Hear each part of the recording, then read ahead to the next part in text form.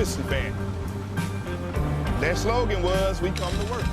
That's what Detroit about. That's why they used it. It's a team thing. They won 2 championships, a team. There was no star. No mayor can come in here and be a star. It's a team thing. No governors can come in here and think you can do it by yourself. It's a team thing. You got communities. They got ideas, too. The only thing wrong with Detroit, people have lost hope here. Residents, city workers, so much corruption. They lose hope. But I grew up here. I love this city. I think it can come back.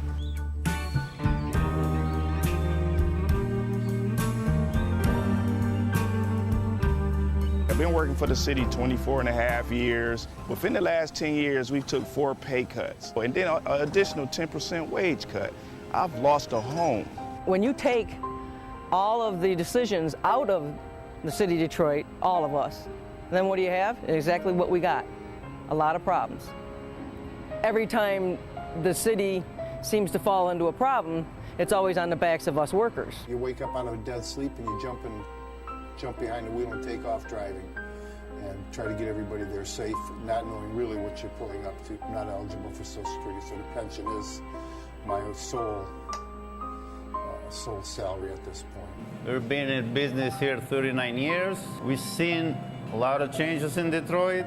The area was a lot of industry, a lot of city workers. It's getting very tough for the city workers. It's getting tough for us as a business people. Response times are increasing because of the closing of companies, which takes your insurance rate through the roof. So all the things that affect us affect the citizens. I worked for the city in different capacities for 29 years. I feel like an old jacket. They use me up and they throw me away. In my condition, nobody's gonna hire me. I'm 68 years old. Half the times, I can't get my blood pressure medicine. It's either feeding myself blood pressure or paying bills. $754. By the time they take all the deductions for I have my car insurance, my house insurance, and my health insurance taken out. So the time they take all that, I'll get about $300 after they take all that out. I don't understand it. I can't see how the governor is allowing this to happen and what they're doing and they want to blame it all on the seniors. Not only the seniors, but the city workers. And we worked hard. I know I worked hard. I've been in Detroit since 1946. I was 14 years old when I came in. I don't live large at all. I wish I could. I haven't opened the last time I've been shopping. I only get $1,100, and I'm 81 years old, and I need every penny that I can get and that I do get. And I'm very, very upset about the idea of them taking away my pensions that I worked 30 years for.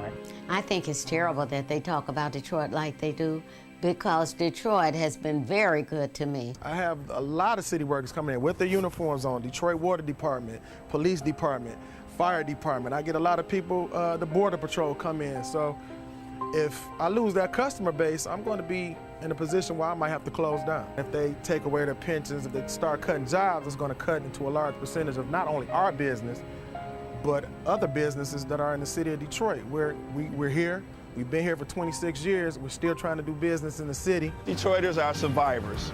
They tough. They adapt.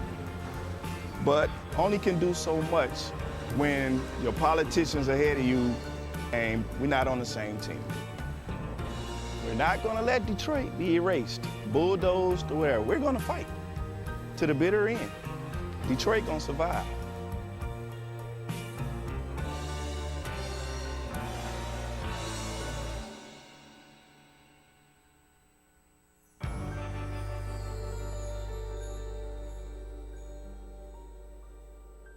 Two anti-government, self-described revolutionaries have shot up a pizza restaurant as well as a Walmart in Las Vegas. The internationally syndicated political series, The David Pakman Show, provides progressive talk, analysis, and interviews with the nation's youngest radio and television host, David Pakman. Find out more and catch up on all the latest episodes by visiting our website at freespeech.org.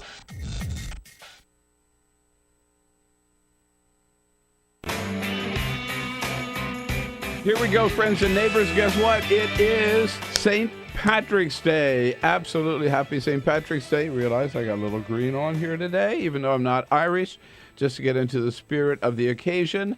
And, of course, on St. Patrick's Day, what do we want to see? We want to see green. Yeah, but listen, I don't care if you're wearing any green. I'm not talking about your clothes.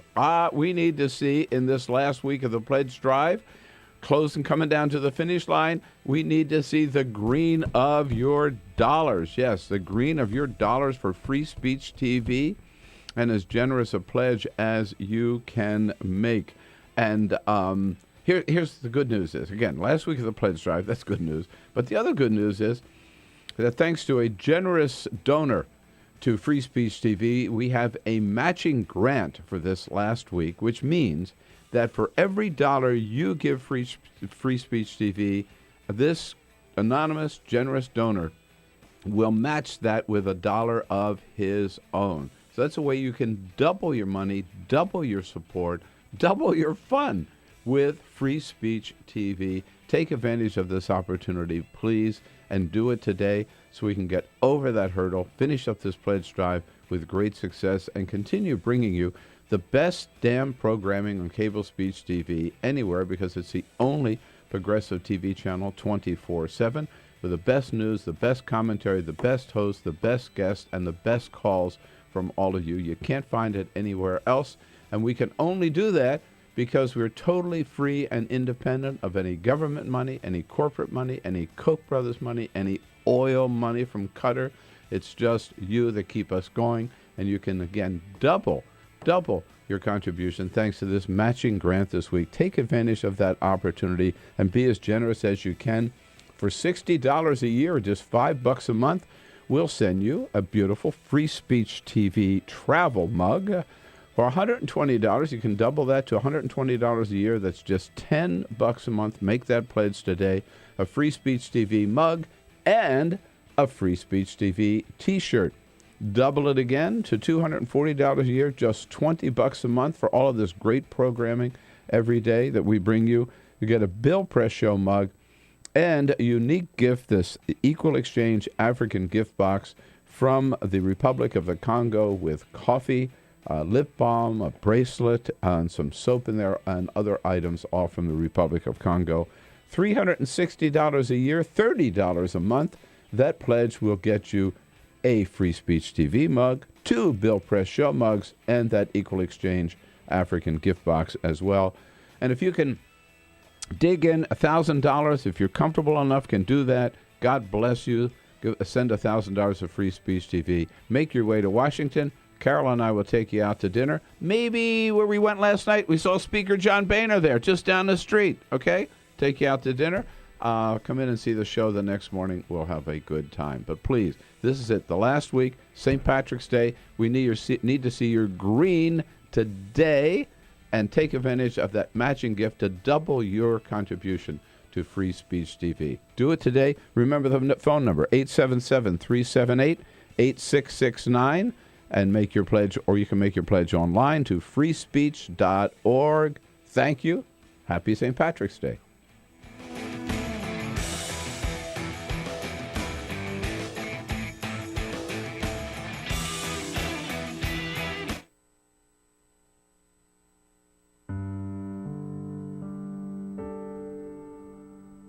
A few years ago, plastic bag waste in our city came to a tipping point. It was clear we had a bag problem. My department was tasked to reduce plastic bag consumption. We needed to come up with ways to change human behavior. So we asked ourselves, would you like it back? What do people really hate? Yep. Getting punched in the stomach. Preliminary studies showed that the consequences weren't severe enough to warrant behavioral change. Actually, can I get that double bagged? So we thought, what do people hate more than getting punched in the stomach? Kissing Helga. Hey, big boy. People didn't find her so offensive after all, so we had to get creative. How many bags Okay, now, pour this ice water down your pants. We tried everything.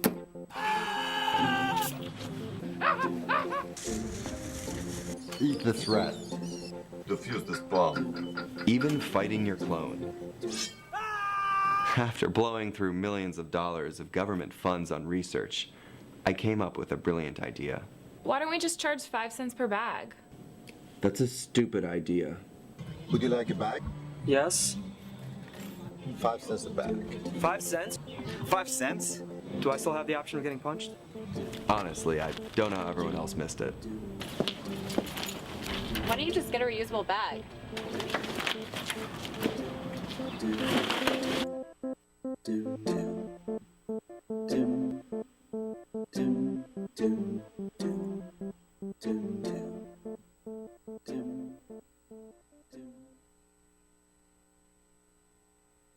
On your radio, on your TV, and online.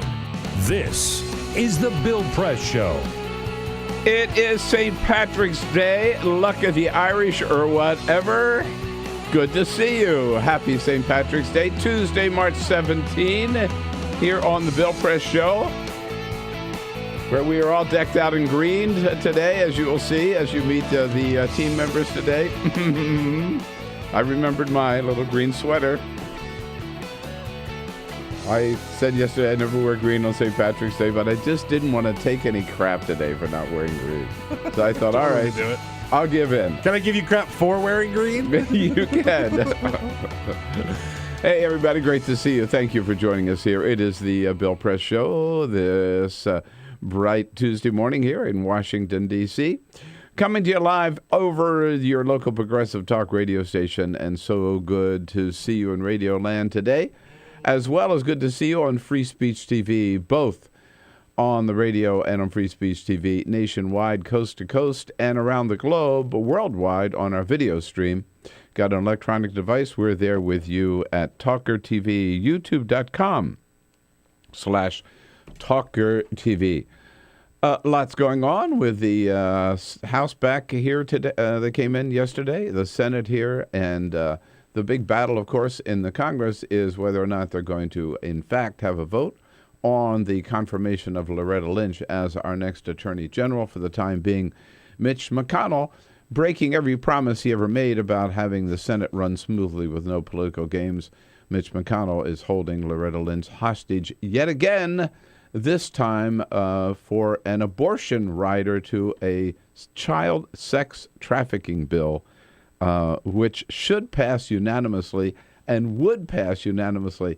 You would think that if there were one thing the United States Congress could do, where Democrats and Republicans could come together on, is a bill to increase the penalties for child sex trafficking. But they can't get it done because Republicans won't let the bill go through without putting yet again another restriction on abortion on this legislation, because they think it'll be a free ride. Democrats couldn't possibly vote against this if they stick an abortion rider on it. And Democrats have said, no, you're not going to play those games again. Mitch McConnell promised not to play those games. My goodness. So that's a big battle in Washington. And some new numbers out on the Affordable Care Act, which look very, very good. And lots of questions being raised about the role David Petraeus is playing with this administration today, despite his recent sordid past. So we got a lot of ground to cover today. Better get right to it here. Let's do it. Peter Ogburn and Lisa Murphy. Hello, Bill. Hello. Hey, good morning. Admire your green this morning, Peter. I know, I'm not wearing green. I'm wearing green because I'm a Murphy and I'm allowed to. I don't see any green. See, Murphy. I'm wearing accidental green where it doesn't come off like I'm trying to wear it. It's like, oh yeah, I have green on. That doesn't You count. I kind of don't went see for any the green. full effect, Bill. There's a green polka dots. Are those green polka dots? Yes, these are green. I must be yeah. Alicia I just Cruz. see blue and black. Blue and black, right. Alicia Cruz on the phones, and with a big wave there, ready for your calls, 866-55-PRESS, how you join the conversation. And Cyprian Bolding, I didn't notice. Is Cyprian wearing green? No, he doesn't have any green on either. No. Oh, man, I'm telling you. Glad I came You're through. representing, huh? Cyprian Bolding, our videographer. Yes, indeed.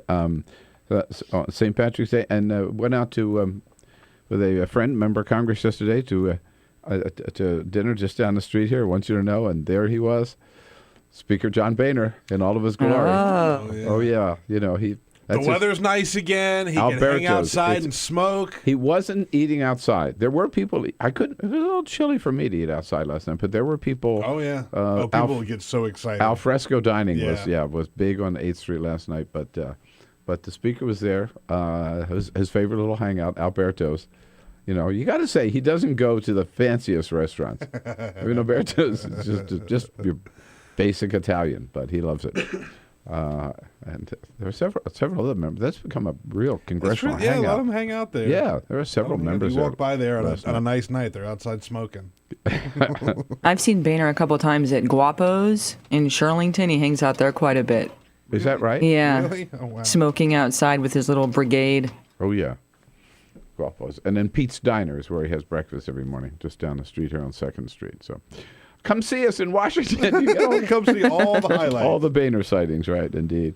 All right, it's Tuesday. Arthur Delaney will be with us, as always, and Igor Volsky, the Gold Dust Twins, and Avery Friedman, our legal expert, to take a look at the Robert Durst jinx. And do you think that arrest will really hold up, and his bathroom confession will be allowed as to be introduced as evidence? And yes, double standard with David Petraeus, worse than we thought. But first, this is the Full Court Press. Just a couple of other stories making news. Breaking news, Prince Harry is going to leave the armed forces in June. He has served 10 years of full-time military service, and he says that he's going to be going out with a couple of tours, one in Australia, and then he's going to call it quits in June. So, yeah, it's going to be April and May are going to be his last tours here with the Australian Defense Force, and then he is going to step aside. I didn't think he was still in the military. Yeah, he is. Yeah. He's still out there. Right. What else is he going to do? Right? Yeah, exactly. Party. Yeah, party, play with his money. Yeah. March Madness continues. The number 1 seeds in the women's NCAA tournament were announced as the brackets were rolled out. Number 1 seeds are UConn, Notre Dame, Maryland, and South Carolina. The overall number 1 seed is UConn. UConn. So, yeah, yes, right. indeed. Defending champions. Defending champs. We'll get that underway here shortly. And then, of course, men's, the tournament kicks off this week. So we were told yesterday the president has not yet completed his brackets, but he'll do so, of course, on ESPN, as he always does. I think the first sometime game before Thursday. I think the play-in game is like tonight. I saw that they were. Oh, really?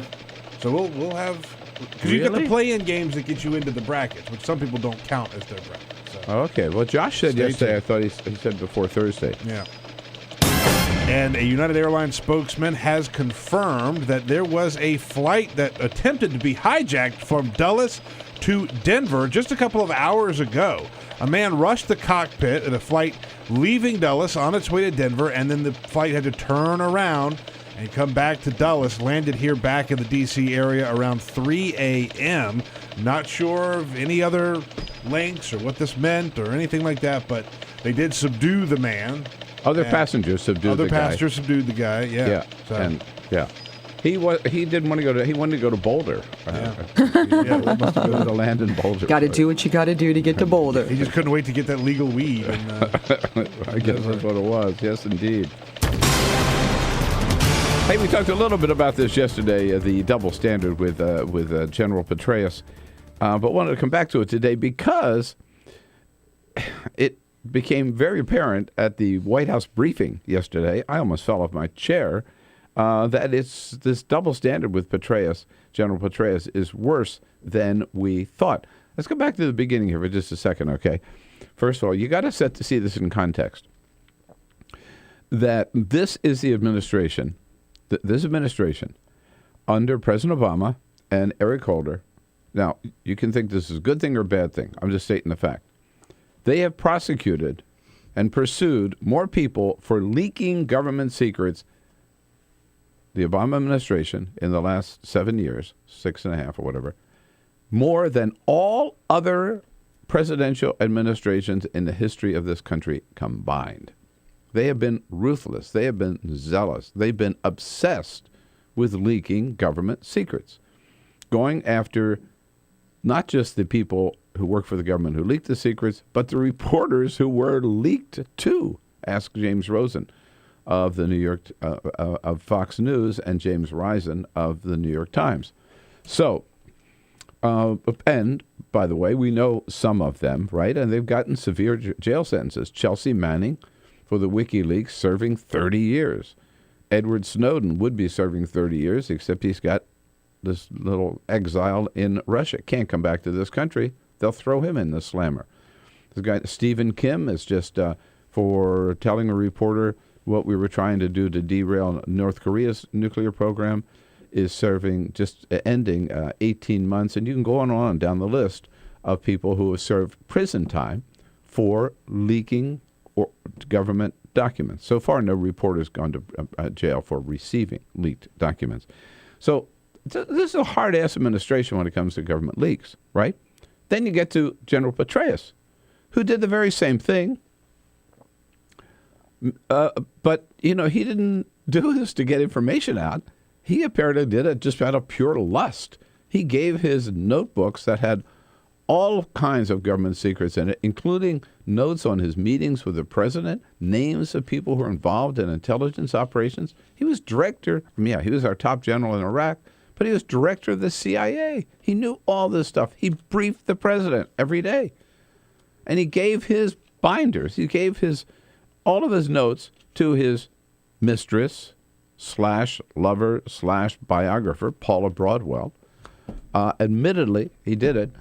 And the government has let him, unlike everybody else, he will serve no prison time. They've let him enter a guilty plea. Make a plea bargain. He'll pay a $40,000 fine and get absolutely no prison time, and maybe have to do a year of public service or something like that. Total double standard. All right. Number one. Then yesterday, it comes up.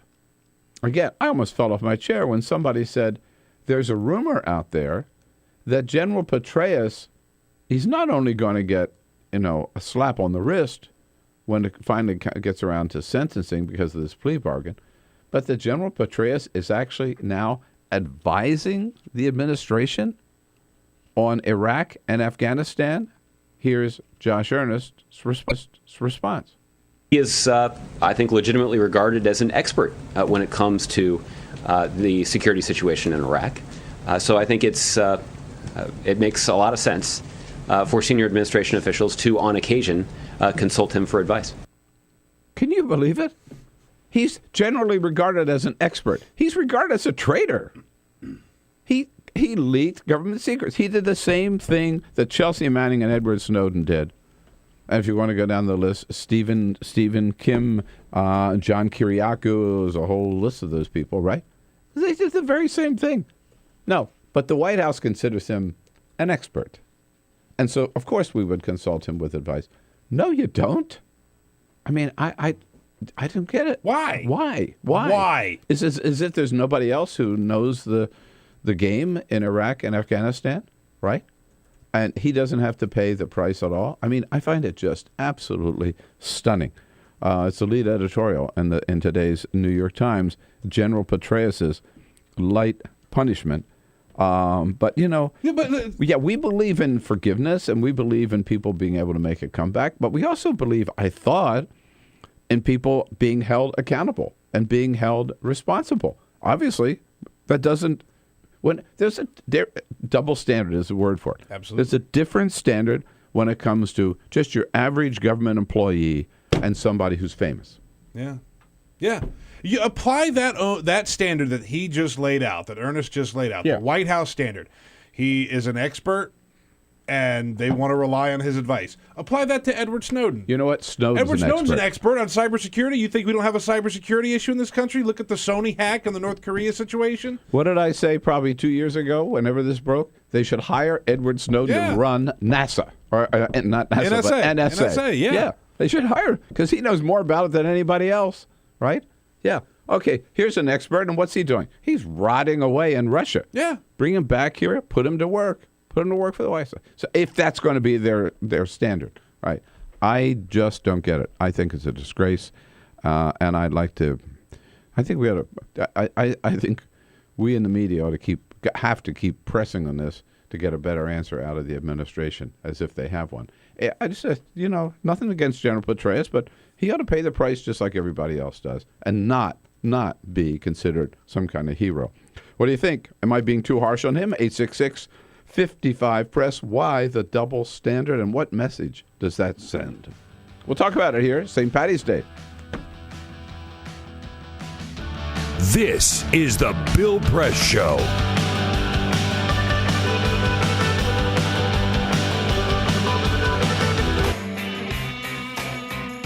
Here we go, friends and neighbors. Guess what? It is St. Patrick's Day. Absolutely happy St. Patrick's Day. Realize I got a little green on here today, even though I'm not Irish, just to get into the spirit of the occasion.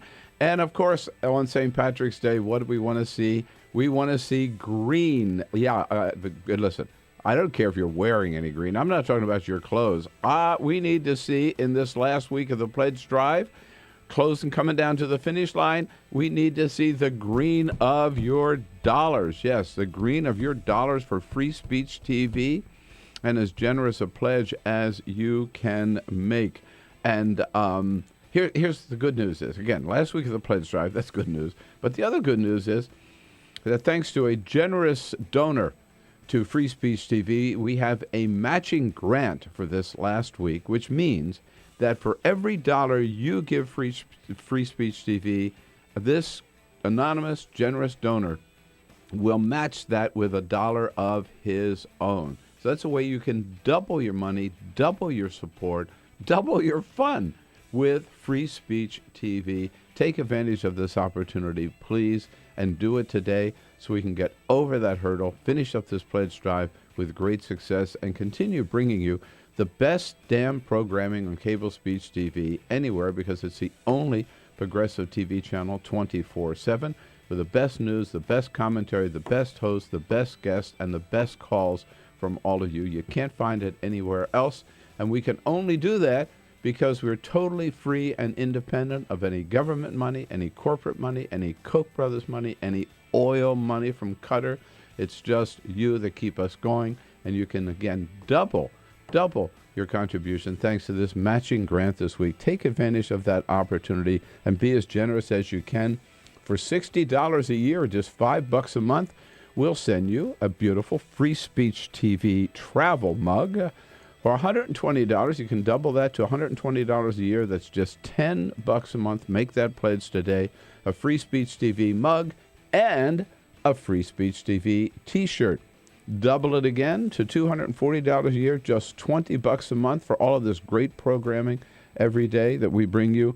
You get a Bill Press Show mug and a unique gift, this Equal Exchange African gift box from the Republic of the Congo with coffee, lip balm, a bracelet, and some soap in there, and other items, all from the Republic of Congo. $360 a year, $30 a month. That pledge will get you a Free Speech TV mug, 2 Bill Press Show mugs, and that Equal Exchange African gift box as well. And if you can dig in $1,000, if you're comfortable enough, can do that, God bless you. Send $1,000 of Free Speech TV. Make your way to Washington. Carol and I will take you out to dinner. Maybe where we went last night, we saw Speaker John Boehner there, just down the street, okay? Take you out to dinner. Come in and see the show the next morning. We'll have a good time. But please, this is it. The last week, St. Patrick's Day. We need to see your green today and take advantage of that matching gift to double your contribution to Free Speech TV. Do it today. Remember the phone number, 877-378-8669, and make your pledge, or you can make your pledge online to freespeech.org. Thank you. Happy St. Patrick's Day.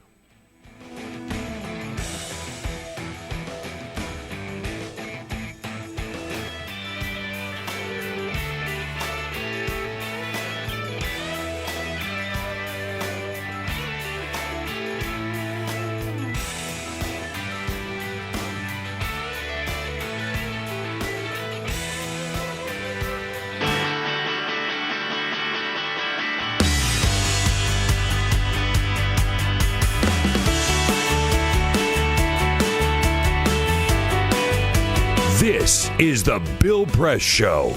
25 minutes after the hour, Arthur Delaney, Huffington Post, coming up at the half hour here. Right now, we're talking about the surprising kid glove treatment given General David Petraeus. He gave away state secrets, and he is being rewarded for it, unlike everybody else who did so in the last 6 years. What's going on? 866-55-PRESS.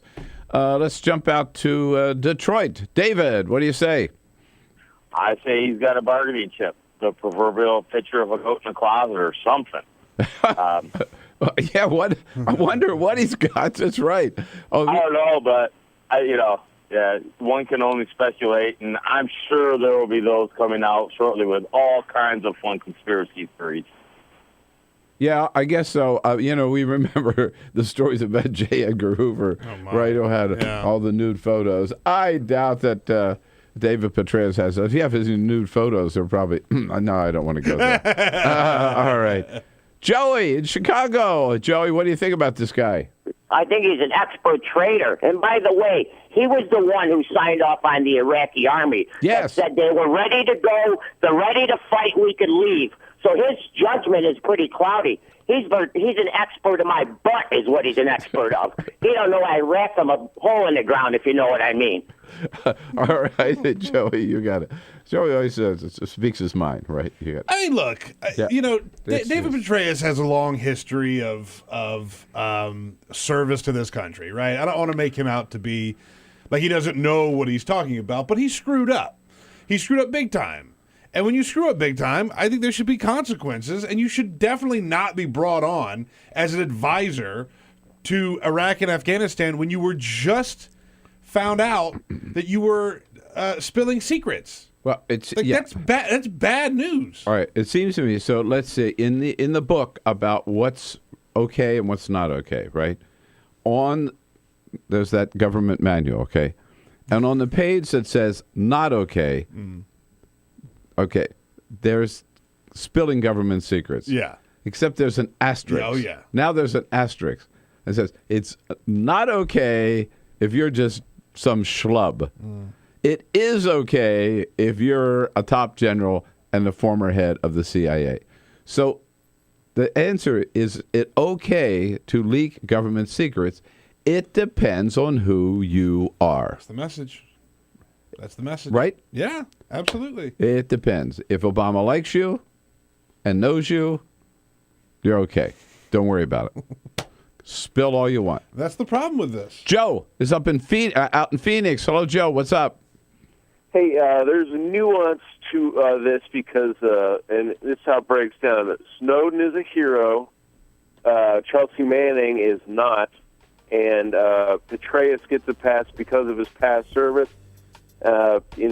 He's not going to go to jail, but there is a tremendous difference between what Manning did and what Petraeus did and what Snowden did.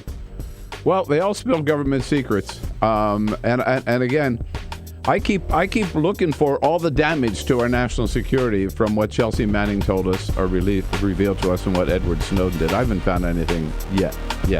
So I think all three ought to be treated equally. No prison time for any of them. This is the Bill Press Show.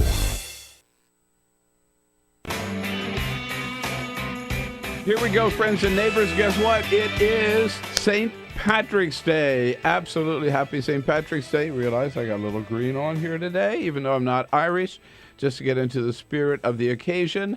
And, of course, on St. Patrick's Day, what do we want to see? We want to see green. Yeah, but listen, I don't care if you're wearing any green. I'm not talking about your clothes. We need to see in this last week of the pledge drive, close and coming down to the finish line, we need to see the green of your dollars. Yes, the green of your dollars for Free Speech TV, and as generous a pledge as you can make. And here's the good news is, again, last week of the pledge drive, that's good news. But the other good news is that thanks to a generous donor to Free Speech TV, we have a matching grant for this last week, which means that for every dollar you give Free Speech TV, this anonymous, generous donor will match that with $1 of his own. So that's a way you can double your money, double your support, double your fun with Free Speech TV. Take advantage of this opportunity, please, and do it today so we can get over that hurdle, finish up this pledge drive with great success, and continue bringing you the best damn programming on cable speech TV anywhere, because it's the only progressive TV channel 24/7 with the best news, the best commentary, the best host, the best guests, and the best calls from all of you. You can't find it anywhere else, and we can only do that because we're totally free and independent of any government money, any corporate money, any Koch brothers money, any oil money from Qatar. It's just you that keep us going, and you can, again, double your contribution thanks to this matching grant this week. Take advantage of that opportunity and be as generous as you can. For $60 a year, just $5 a month, we'll send you a beautiful Free Speech TV travel mug. For $120, you can double that to $120 a year. That's just $10 a month. Make that pledge today. A Free Speech TV mug and a Free Speech TV t-shirt. Double it again to $240 a year, just $20 a month for all of this great programming every day that we bring you. You get a Bill Press Show mug and a unique gift, this Equal Exchange African gift box from the Republic of the Congo with coffee, lip balm, a bracelet, and some soap in there, and other items, all from the Republic of Congo. $360 a year, $30 a month. That pledge will get you a Free Speech TV mug, 2 Bill Press Show mugs, and that Equal Exchange African gift box as well.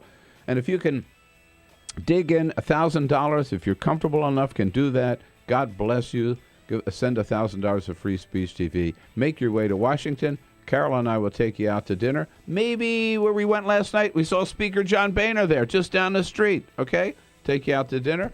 Come in and see the show the next morning. We'll have a good time. But please, this is it. The last week, St. Patrick's Day. We need to see your green today and take advantage of that matching gift to double your contribution to Free Speech TV. Do it today. Remember the phone number, 877-378-8669, and make your pledge, or you can make your pledge online to freespeech.org. Thank you. Happy St. Patrick's Day.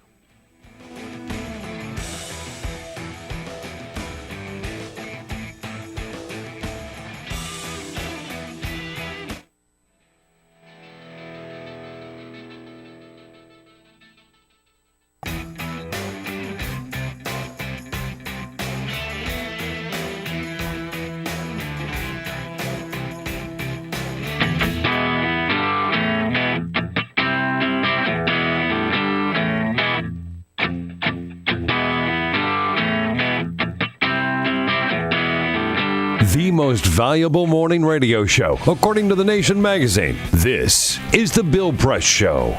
All right, 33 minutes after the hour here on Tuesday, March 17. It is The Bill Press Show. We're here live in Washington, D.C., and live with you coast to coast on your local progressive talk radio station and on Free Speech TV, and brought to you today by AFSCME.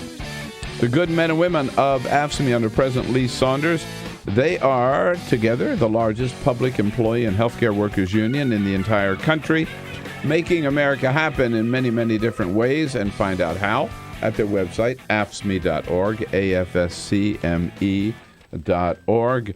It's such a special St. Patrick's Day that we brought Arthur Delaney in to celebrate with a name like Delaney. Why aren't you wearing green? Hello, Arthur.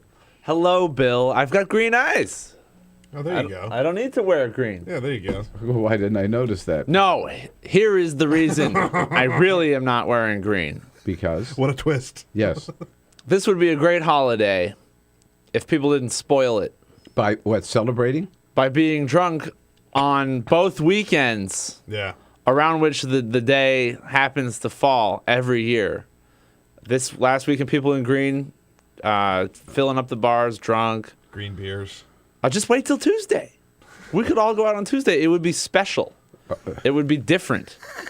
But no. And then this weekend. You sound like the Grinch that stole St. Patrick's Day. The Green Grinch. The largest St. Patrick's Day, or St. Patty's Day, as they call it, the largest celebration in America happens at RFK Stadium. Is that right? It's called Shamrock Fest. But I'd never even heard of that. I had no idea. Oh my God, it's the worst thing you've ever seen. They still have it? Yeah. But even if St. Patrick's Day falls on a Saturday, they can't ever get the day right. They'll do it the following week. Oh. I think if you were going to do St. Patrick's Day on a weekend this year, you would have done last weekend, but no. St. Patrick's Day will be observed on Saturday this coming weekend. All right, so are you going to the Dubliner tonight? No. No. I'm not going to do anything. I'm not going to have any. Don't go out. Don't go out to the bars today. It's no good. Don't go out to It's the a terrible experience. It's amateur hour. Yeah, it's like being at brunch. Pretty much. With the vomit on the floor. It's not good. Going out to a bar on St. Patrick's Day, you should do when you're in college, maybe. I don't recommend it at all. Knowing what I know now, I can't recommend it to anybody. But if you got to have that experience, do it in college. Get out of your system and then be done. It is sad to think that for the great country of Ireland and the great Irish people, that they're known for St. Patrick's Day, a day that everybody gets drunk. No, I mean, think if that's your heritage, right? Yeah. That's pretty sad. Yeah. Right? No, But all the great Irish culture and poetry and I don't think it's sad. I think it's the millennials who are screwing it up. No, you can't blame this. This on has the been screwed millennial. up for a long This time. has been happening for a long time. No, I think it would be perfectly charming if everyone did St. Patrick's Day on the actual day of St. Patrick's Day, but it is turned into a self-indulgent 2 weeks of boozing and barfing, and it's just not as cute as it could be. By the way, I think I'm gonna instead of St. Patrick's Day, really put my back into Cinco de Mayo. You're really leaning because people won't be like, "Whoa, Cinco de Mayo," because they can't on any other day. They have their Cinco de Mayo besides party the a 5th week of May. later. It also happens to be my wedding anniversary. All right, so have a margarita and celebrate on Cinco de Mayo, Arthur's wedding anniversary. I just want everybody to know the name is Arthur Delaney. The way you reach him is HuffingtonPost.com. All the bashing of St. Patrick's Day. Arthur at HuffingtonPost.com. Arthur at HuffingtonPost.com. At Arthur Delaney HP, please follow me. And we on didn't even Twitter. talk about how nasty soda bread is, or corned beef and cabbage. The national dishes that we eat on St. Patrick's Day. The Irish beer, Guinness, lovely. It's great. So, but it's not green, Arthur. Stuff is so terrible. Can we move on to a more serious topic? What's more serious? The big numbers came out yesterday on, now the enrollment period is up, the Affordable Care Act. Looking pretty good. Good grief. People are getting health insurance. So they're saying between the subsidies for middle-class people and the Medicaid expansion for slightly poorer people, it's 16 million people getting health insurance. Yeah, which is remarkable. It's like 8.8 million or something through the exchanges, right? And on the rest, I mean, the expansion of Medicaid rather, which would be even greater if more governors allowed the expansion of Medicare. But yeah. But doesn't this establish, the fact that it's here. It's the law of the land. It's going to be here. It's staying, and people are taking advantage, and people are benefiting from it. And end of story, right? It does further entrench the law, but it also further raises the stakes of this Supreme Court case and everything around it with Congress.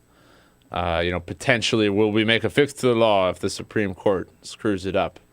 But I think it raises the stakes even more than they had already been raised, because it makes it clear the law is doing what it was intended to do, and that is to help people get health insurance. Who could never otherwise. Right. The premise of the lawsuit against it is that wasn't the intent of the law. I know. It's crazy. Yeah.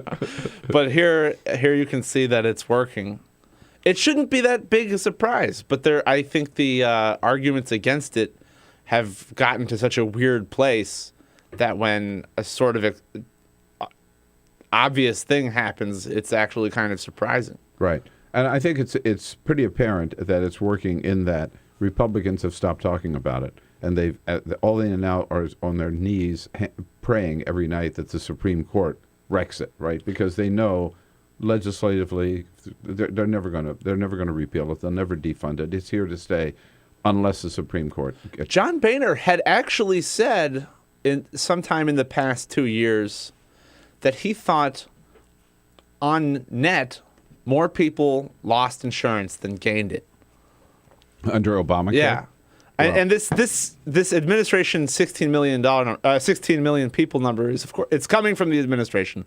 So sure, they're rah-rah, but it goes with all the surveys we've got from Gallup and elsewhere. Oh, yeah. It totally gels with a whole range of estimates that's out there saying that this is actually what's happening. No, I mean, I trust the number because remember also, this number is coming from the insurance companies, the private. Oh, yeah. No, Well, but yeah. I mean, it's not just the government. These are the guys who are selling the policies. They can tell you how many, not just how many people went on to say, I'm curious about this, but who actually paid their premiums. Right, and Gallup's 16 million who paid the premium. Gallup is calling up several thousand people each week and talking to them, and it's also getting this result. So I don't think there's any reason to doubt it. The Congress back in session this week. Budget is one of the items on the agenda. The Republican budgets are coming out today. And? The House and Senate budgets. So, I'm in a difficult. The Republican budget is in outline form. I've already seen it, but it's embargoed until 9:30, so I can't spoil it. It's But I so want to. Wait a minute. I so want to tell you what's in there. It's 9:30 somewhere. That's true. They had already. It's 9:30 in Paris, and it's 9:30 past 9:30 in Israel, and Bibi is already losing. The contents. That's wishful thinking. I don't know anything about that. But anyway. The document that I have, they had telegraphed what would be in it, and what had been reported previously was that they would take a block grant to food stamps and Medicaid, and I expect it will be something like that. We'll have serious food stamp cuts. With some other reporters with the Governor Jerry Brown over the weekend, and he was talking about the fact, like when at the state level, you got to do it. I mean, there's none of this playing games or continuing resolutions. You have to pass a budget, and they've got to come together. And Jerry Brown vetoed the first budget, which had never been done by any governor of California. Said no, it's too much money or whatever it was. Vetoed it. They went back. They go to the drawing board. But it's entirely different at the state level, where they just can't play these games. That dynamic is at play at the federal level with if they do pass something so right wing that the president vetoes it, will we wind up with yet another continuing resolution instead of a normal budget? I think that's somewhat likely. That's kind of the way they get around it. All right, so Delaney here, we're examining the ups and downs of the Affordable Care Act and the budget and St. Patrick's Day, among other things. Right. 866-55-PRESS. You know the toll-free number. Join the conversation. Love to hear from you here on this Tuesday, Arthur's favorite day of the year, St. Patrick's Day. This is the Bill Press Show.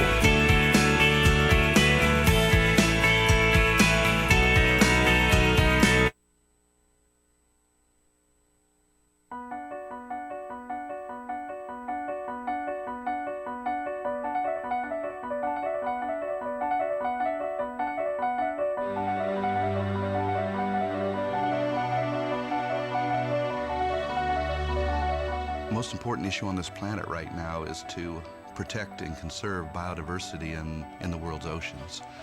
And I don't think people realize just how intimate our connection is with the oceans themselves. Not only do they provide the very foundation of life and control our weather, but life just simply could not exist without a healthy ocean. The real problem, though, is apathy. It's all out of sight. It's all out of mind, and people don't even think about it. But it doesn't matter whether you live in Peoria or on the coast. The fact is, whatever happens in the ocean affects all life forms on the planet Earth. If the oceans die, then civilization collapses. We all die. We cannot live on this planet without the oceans. This is, in fact, not the planet Earth. It's the planet ocean, but because we're a land-dwelling species, we refer to it as Earth. But it is the planet ocean, and the oceans are the heart and the foundation of all life on the planet.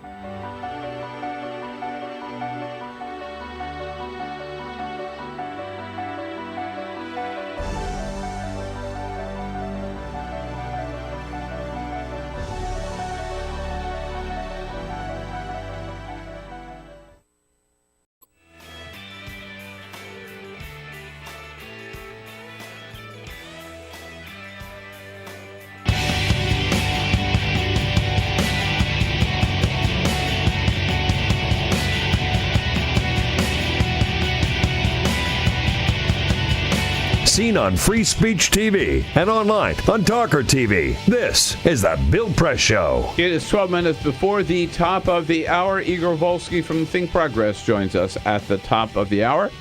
Right now with Arthur Delaney from Huffington Post. The lead story on Huffington Post today, if you go to the site, is Bibi Netanyahu. Today is election day. And I'm just... Come on up here. There it is. Bibi meets his fate. And it's a close one. Yeah, no. In fact, the last few polls that I've seen, Netanyahu's party is losing. Can Bibi pull it out? But the way the Israeli politics work, you can still lose but win if you can cobble together enough other minority parties together.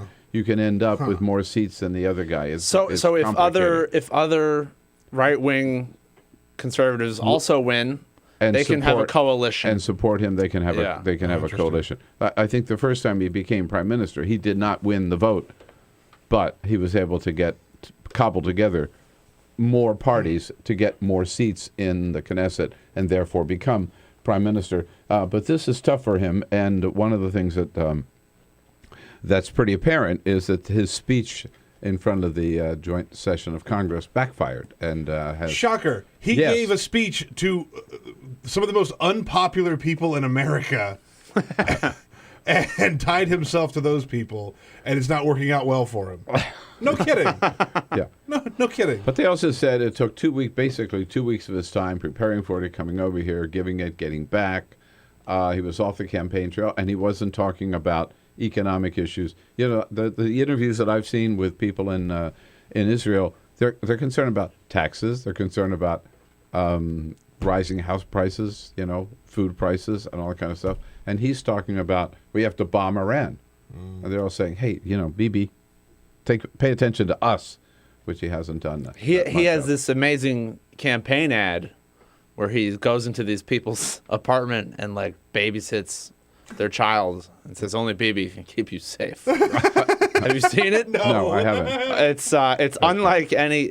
We don't have ads like that in this country. It's entertaining. And then yesterday in the real Hail Mary pass, knowing that he was going down in the polls, he decided I've got to scare the hell out of the people of Israel, and really kiss the butt of the right wingers, and so he declared that there will be no Palestinian state ever if he is reelected. This was going back on things he had said before. In 2009, he came out in support of the two-state solution, which was a policy of George H.W. Bush, George W. Bush, Bill Clinton, Barack Obama. It's a pretty moderate policy. Pretty moderate, right? And and the idea that there'll be any peace at all in the Middle East until this is resolved. It's just crazy. But Bibi Netanyahu is saying, stick with me and we'll continue things the way they are. Tom Cotton also gave his... we're catching people up to date on crazy people. Tom Cotton gave his maiden speech. People may not realize that it is not customary for freshman senators to talk a whole lot.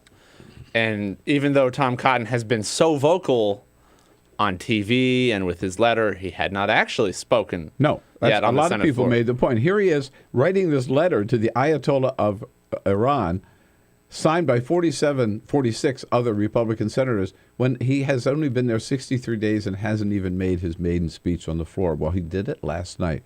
He gave a speech about defense spending, saying that we're not spending enough money on defense. He wants to talk about the budget, increase the budget on defense. And within the first minute, he had invoked Adolf Hitler to make his point. Yes. Tom Cotton. There it is. And it's the Huffington Post, Igor Babich, who made this point in a hilariously headline story last night. We talked a little bit about the Republican budget before the break. During the break, we discovered that the New York Times has already broken the embargo. I don't think they broke the embargo. I think they got around it by, through Enterprise reporting, talking to Republican members who were not beholden. So we know more now than we did. So repealing Obamacare. Hey, all right. That's finally going to work out for him, huh? There's a new idea. I think it's helpful to know that that's in there because it gives you a good sense of how symbolic these budgets are. These don't have the force of law. They are blueprints that give direction. They're a wish list? It's a wish list. It's like the president's budget that he puts out at the beginning of the term. So they repeal Obamacare. Yeah. And? We're privatizing. They're block granting Medicaid, which is... Okay, block granting, I think, sounds like jargon. It's just cutting. Harshly cutting. They block granted welfare in the 1990s, the program most associated with welfare. And it has never helped more people since. It's stuck at about 2 million families. Even when the economy tanked, welfare stayed with this low enrollment while food stamps skyrocketed. So we're going to block grant food stamps so that it doesn't help more people, the Supplemental Nutrition Assistance Program. So a way of cutting a program is block granting. Cutting food stamps, cutting Medicaid, repealing Obamacare. This is the Republican budget. Yes. Yeah. There it is. Happy St. Patrick's Day. Arthur, always good to see you. Okay. Top of the morning to you. Top of the morning. We know you won't be out celebrating tonight, but we'll see you next week. All right. See ya. HuffingtonPost.com. At Arthur, that's it, right? At Arthur Delaney HP. That's it. All right. We'll be right back. This is the Bill Press Show.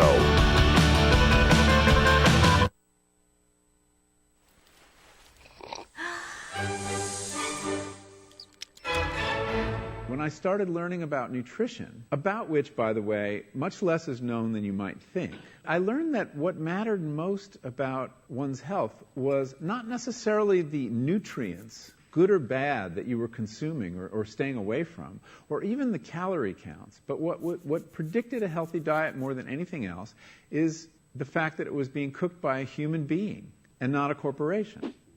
Corporations cook very differently than people do. They use vast amounts of salt, fat, and sugar, much more than you would ever use in your own cooking. And the reason they do that is those are three incredibly attractive and incredibly cheap ingredients. And when they're layered properly, as in a chip or pastries and forms of junk food, they're incredibly addictive. They really press our buttons. They activate our dopamine network, our cravings. And in fact, people in the industry, they don't talk about addiction in the food industry, even though they traffic in addiction. They talk about craveability. It's the same thing. And snackability is another term they use. It's a lovely word. And then the last point about corporate cooking that's important to understand is they cook different stuff than you do at home. What they're good at, in general, they don't cook that well, but things like chips, they cook incredibly well. And here's a classic food that if you make it yourself, if you've ever made French fries, you have to wash the potatoes, you have to peel the potatoes, you have to slice the potatoes, you have to fry them in a lot of oil, you have to spatter your entire stovetop, you have to clean up, and then you have this pot of oil you have to get rid of. I mean, it's really difficult, and it's a pain. They're wonderful, but it's a pain. And if you make them yourself, you'll only eat them every 6 weeks, 2 months, because it's too much work. But when you let corporations cook for you, it's so simple and so inexpensive, and they're really good, that you will have them twice a day, as many people in America do. So you see the kinds of foods you end up with are these labor-intensive foods and desserts. These special occasion foods become everyday foods when we let industry cook for us. Eat anything you want, just cook it yourself.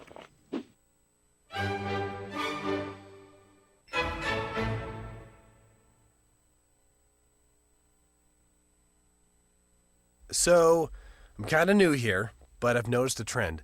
My human does this funny thing where she goes around and gets all my toys, and then she hides them in that basket by the door. You know, but it's always the same basket, and it's always in the same place. And then she acts so surprised when I find them, but, you know, she's putting them in the same basket. Again. It's like, hello? That's where you put it last time. You were the worst at hide and go seek.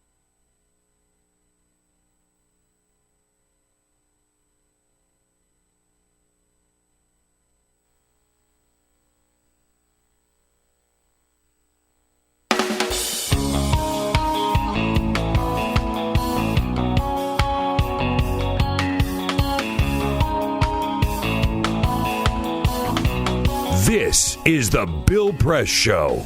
Igor Volsky from Think Progress joins us at the top of the next hour. Peter? So the latest celebrity to meet with members of Congress is going to be this week, Bill. Prince Charles is going to be meeting. Yes, indeed. He's going to be meeting with congressional leadership on Thursday. Will he address the joint session of Congress? No. This is going to come just a couple of hours after Prince Charles and Camilla, the Duchess of Cornwall, will visit the White House for a little get-together with Obama and Biden. So more celebrities coming through here. Yeah, they got a whirlwind tour. They're going to see Mount Vernon. They're going up to Abraham Lincoln's College at the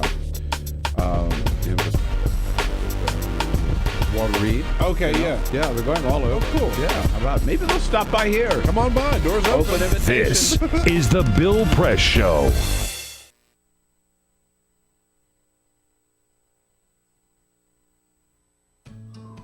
You wouldn't let money just blow out of your house.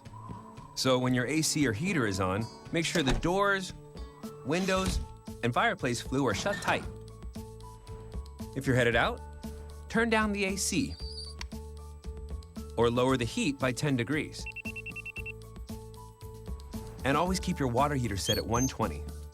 A little bit of common sense goes a long way. Get more great tips at energysaver.gov. So, I'm kind of new here, but I've noticed a trend. My human does this funny thing where she goes around and gets all my toys, and then she hides them in that basket by the door. But it's always the same basket, and it's always in the same place. And then she acts so surprised when I find them, but, she's putting them in the same basket. Again. It's like, hello? That's where you put it last time. You were the worst at hide and go seek.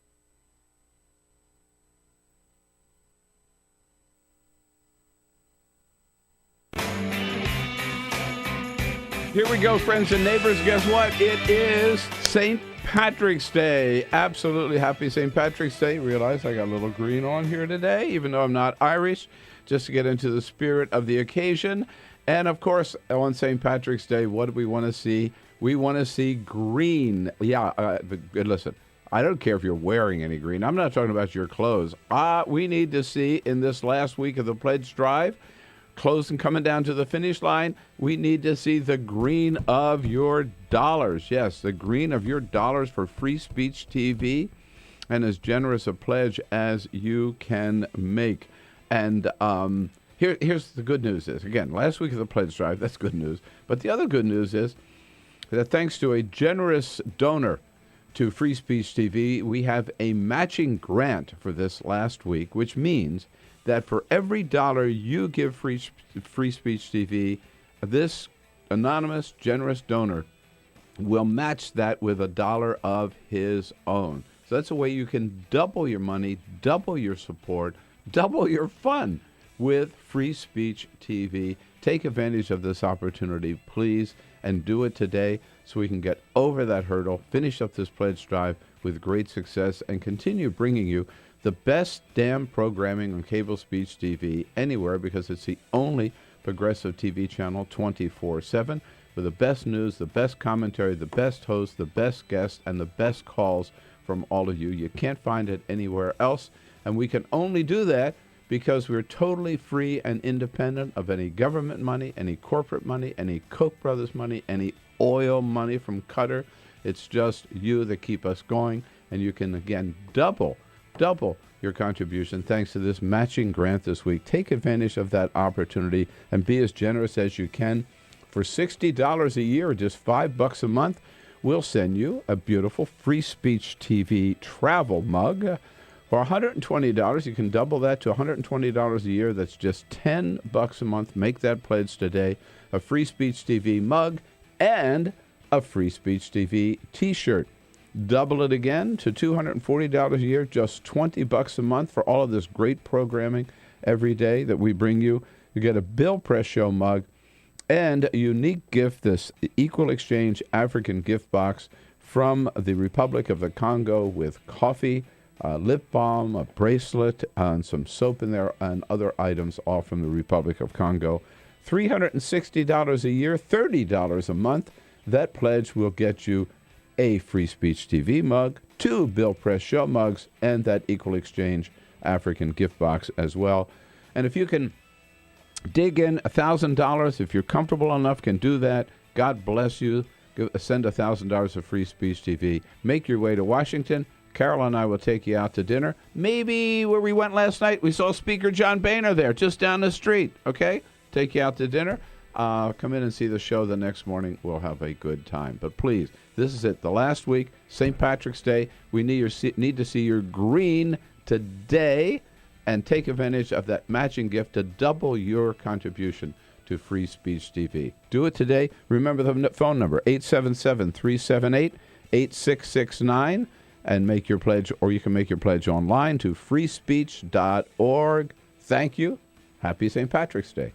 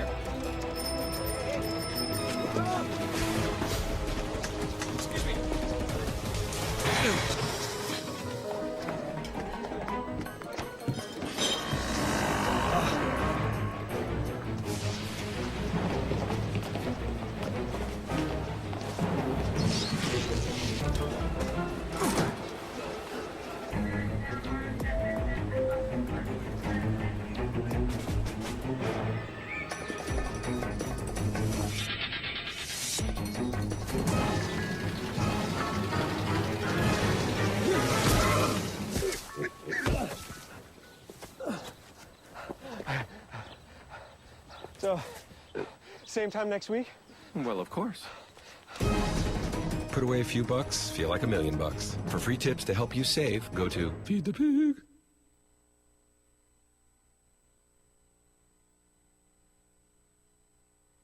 What the frack? What the frack? What the frack? What the frack? President Obama, are you fracking kidding me? Reopen the EPA studies. In Texas, Wyoming, and Pennsylvania. Fracking pollutes our oceans. Fracking poisons our water. Fracking makes climate change worse. Fracking relies on toxic chemicals that cause cancer. Ban fracking now. Ban fracking now. Go on. Ban it. Ban fracking now. Please.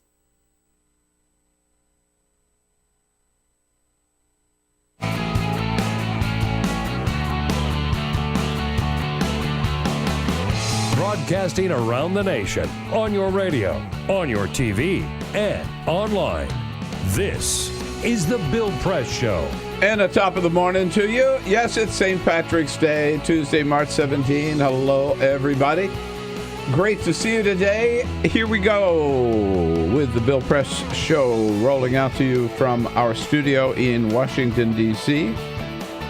To your hometown, wherever you happen to be in this great land of ours, we are there with you on your local progressive talk radio station. And coast to coast, we are there with you as well on Free Speech TV, worldwide on our video stream, TawkrTV, youtube.com/TawkrTV. If it's Tuesday, it's got to be Igor Volsky Day. Yeah, and look, there he is. From Here I am. In Think Progress, the flesh. Yes. Managing editor of Think Progress. Good to see you, Good Igor. morning. Good to be here. Happy Well, St. Patrick's Day. How about it? Welcome back with our team. Do Russians celebrate St. Patrick's Day? Oh, Russians celebrate St. Patrick's Day What every is day, this? Bill. Is that a green sweater? It's like a dark green. Yeah, I mean, if you look closely and blink twice, it'll turn green. If you drink enough, it'll turn green, Peter. Don't worry. Peter Ogburn and Elisa Murphy here as well. Hello. Hey, good morning. Hey now. Alicia Cruz on the phones, 866-55-PRESS. Cyprian Bolding on the cameras and the lights. Videographer here as well. And we've been kind of dumping on St. Patrick's Day all day. I think we better lay off or else we're really going to get in trouble, you know. Do we have any other Irish guests coming in later on today? So they could take us to task over the whole thing? No, I mean, Arthur Delaney's the only one. And he was the lead basher of St. Patrick's Day. The lead basher of St. Patrick's Day, yeah. He's like a self-hater. You want to, that's it. You want to pile on? Yeah, self-goodness. All right. So Igor is here with us for the first half hour. Avery Friedman will be joining us to talk about that Robert Durst confession. Do you think you can make it into the court? That would be admissible as evidence. Chris Moody from CNN here as a friend of Bill for the next hour. But first, Peter, what do you got? This is the Full Court Press. Just a couple of other stories making news. Breaking news this morning, Bill, as CNN reports that forensic scientists in Spain believe that they have found the body of Miguel de Cervantes, the author of Don Quixote. Finally. Wow. They didn't know where he was buried, but they found him buried in Madrid's Covenant of the Barefoot Trinitarians in sort of a burial area that wasn't really marked, and they found several bones, and so they are now taking a look. And again, they believe that he has been found with his wife buried there. Yeah, I've been telling people he's there for years. I don't know what they're so long. Yeah, don't know why they won't look there. You're never going to believe this story. I guess that's good. I mean, I don't know what difference it makes. They could put a marker on his grave. Sure. Okay. It's a big enough deal, right? You're never going to believe this story. May 15th, get your tickets now. In Salt Lake City, there is going to be a big fight. Proceeds going to Charity Vision. It's going to be Evander Holyfield boxing Mitt Romney. Oh, yes. Yeah. Oh, no. Not making this up. Now, the Romneys have been active with this group, Charity Vision, for some time. Remember when Mitt Romney went and provided helped to diagnose and treat eye problems with this group? This is the group. So they've been tied to them for a very long time. What they're going to do is Romney is going to be very heavily padded. So, look, no one's going to walk out of here with a concussion. There will be no knockouts, but they're going to get the two of them in the ring. They're going to throw a couple punches at each other. Who knows if there are going to be any punches landed, but it's kind of more of a spectacle than an actual But Obama fight. already knocked Romney out. Oh. That's right. Bill... Can't believe this story is happening. Uh-oh. You remember the name Tim Tebow? Yes. Tim Tebow, former NFL quarterback, is making a comeback. Chip Kelly, head coach of the Philadelphia Eagles, confirmed that they are working Tebow out for a position at quarterback with the Philadelphia Eagles in the NFL. Now, Tebow has gone on to be how long has it been since he played football? It's been a couple years. And so he's been a commentator for the past couple seasons. But he had a clause in his contract that said if you get hired to play football again, we'll let you out of your contract. And so he worked out with the Eagles. They didn't sign him, but that doesn't mean that nobody's going to sign him. And he's putting himself back on the market. So somebody might pick him up. So what? My question about Tim Tebow, is he married yet? No. He's not married. And he has said he does not believe in sex before marriage. I heard about this, yes. All I know, it's another 2 years, man. It's a long dry spell for Tim Tebow. Well, a lot of aggression. Right, he's practicing what he preaches. Well, one of the things they look for in football players is how aggressive they are. I can only imagine he's gotten more and more aggressive over the years. I mean, gotta work that out. Ticked off without having sex. He's probably a pretty angry dude at this point. Okay.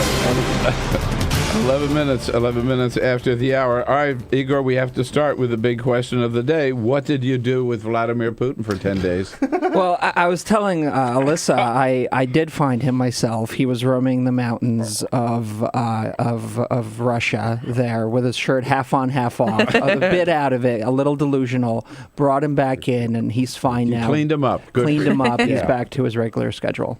You'll be happy to know. It was pretty weird, wasn't it? They just disappeared for 10 days? Yeah, sounds like he may have had some back problems. He's always had back problems, and maybe he had some kind of surgery or something. That's at least the speculation. But there's all kinds of rumors. He had a love child being born at the same time. There was a coup. There was some other kind of situation. They're not saying, of course.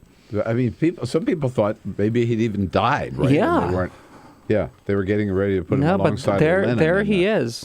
There he is. Okay, well, he is back. Think Progress, a big story this morning about Benjamin Netanyahu's pretty disturbing statement yesterday. His final promise to the people of Israel is, you re-elect me, and I promise you there will never be a Palestinian state. There will never be a two-state solution. desperation measure? Probably. It's really a last-hour call he made. I mean, for a long time, he's been kind of skeptical of a two-state solution, and when he actually laid it out, certainly did nothing to help it. Did nothing to help it. Expanded settlements, although that's the argument in Israel. Did he do enough? The pro-settlement movement feels like he hasn't, which is why they're voting for a more conservative party, and these comments are specifically calculated to bring them back into the Netanyahu fold. In 2009, when he laid out his support for a two-state solution, talked about a free, peaceful, democratic state living alongside Israel, it was a big moment for him, of course. But it also, the details, I think, were somewhat troubling. It wasn't a state in the conventional sense that you and I would think as a continuous state. It had all kinds of conditions. It was divided in all kinds of ways. But at least rhetorically, he was on the same page as American policymakers. Now that's not the case anymore. And I think it raises an important question for Americans, particularly for Republicans, who, since he came back into power in 2009, have really equated being pro-Israel with being pro-Netanyahu. You know, people like John Boehner, for instance, some of the other leaders of the party. And the question is, where do they go now? Because all of them, on paper, support a two-state solution. Boehner spoke about it shortly before Netanyahu addressed Congress in 2011 and reiterated his support for a two-state solution. Yeah. So do they now also not favor an independent Palestinian this state? was George W. Bush's policy. George W. His Bush father's policy. I mean, well, George Bush, the second W. Bush, was the first one to officially proclaim America's support for a two-state solution. Worked very hard towards its end. Called it one of his highest presidential priorities. Certainly, this now upsets him. What it does to the rest of the Republic, also an open question. As of 10 a.m. this morning, the turnout has been 20% higher than it has been in the last two elections. Wow! So we don't know what that means and who's going to benefit. But as you pointed out, it's also a complicated system. You can win the election, but if you can't form a coalition, and if you don't clearly have 61 seats, which no one party will have, you have to work and build a coalition government in order for you to be able to be elected prime minister. There's so many political parties. I mean, we Many talk about parties. here, we're really stuck with two. I mean, every once in a while, there's a libertarian candidate or a green candidate, but basically the two parties. I'd love to see a multi-party system here, at least three viable parties. And new parties are born every election cycle in Israel. It's really amazing. New parties, new leaders. It's a fairly vibrant democracy. Too many choices. Too many cooks. Yeah. Too many cooks spoil the broth. Back here on the domestic front, Mitch McConnell made a couple of big promises. He said, you put us in charge of the Senate and you're going to see clockwork, baby. We're going to make that Senate hum. It's just going to be regular order, no political games. We're going to get things done. Promise number one. Promise number two, which he made last week. This week, we're going to have a vote to confirm Loretta Lynch as the next Attorney General of the United States. It's been 128 days, I think, just by itself. We can't let a bill like that go through without sticking some anti-abortion amendment on it. Yeah, but both parties here are playing politics. Yes, you have that rider, certainly something anti-abortion. Actually, it extends an annual rider on the rules and restrictions around federal funding for abortion. This provision would extend it to 5 years. Usually, it's renewed on an annual basis. But it's not related to sex trafficking. It's not related to sex trafficking. Yes, but you have to make that calculation. Do we pass this larger bill because it's more important with the rider, or do we not? And both sides are playing politics. Democrats, I think it's in their advantage to make Republicans look like they don't want to move this anti-trafficking bill. They also have constituents, pro-choice groups who don't support it and say there's no way you guys can vote for this. On the other side, they have their own groups. So this bill, unfortunately, this unanimous bill is being held hostage to the politics of D.C. But I disagree with you on this. I mean, I do think it's Mitch McConnell doing exactly what he promised not to do. Oh, I agree with you. Political gamesmanship. Sure. Yes. This bill ought to sail through, just as it is in its pure form, and get it done. And instead, he's just going back to the politics of the past. But I'm just not surprised that these politicians are playing politics. I guess none of us. What'd you expect, Bill? None of us should be surprised at that. Igor Volsky here from Think Progress, thinkprogress.org. We want to hear from you, of course, at 866-55-PRESS about Loretta Lynch, about BB, no two-state solution if he is reelected. What time is it now in Israel? Do we know? I mean, It's like 11 a.m., 12. I forgot. I looked it up yesterday.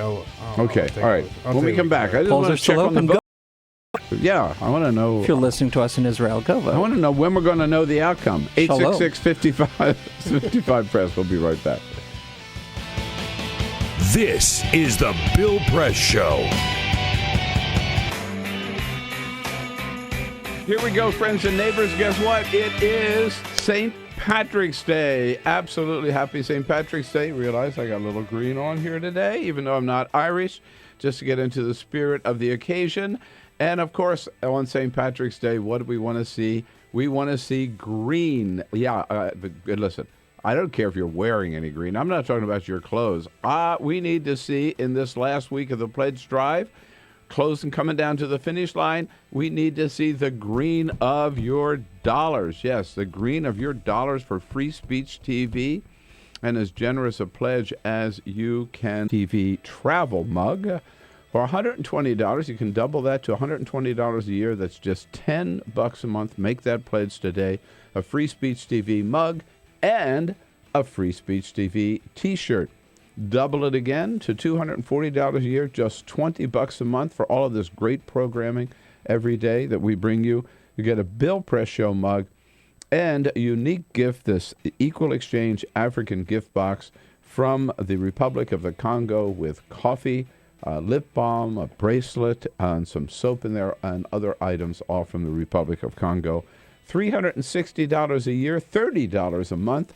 That pledge will get you a Free Speech TV mug, 2 Bill Press Show mugs, and that Equal Exchange African gift box as well. And if you can dig in $1,000, if you're comfortable enough, can do that, God bless you. Send $1,000 of Free Speech TV. Make your way to Washington. Carol and I will take you out to dinner. Maybe where we went last night, we saw Speaker John Boehner there, just down the street, okay? Take you out to dinner. Come in and see the show the next morning. We'll have a good time. But please, this is it. The last week, St. Patrick's Day. We need to see your green today and take advantage of that matching gift to double your contribution to Free Speech TV. Do it today. Remember the phone number, 877-378-8669, and make your pledge, or you can make your pledge online to freespeech.org. Thank you. Happy St. Patrick's Day.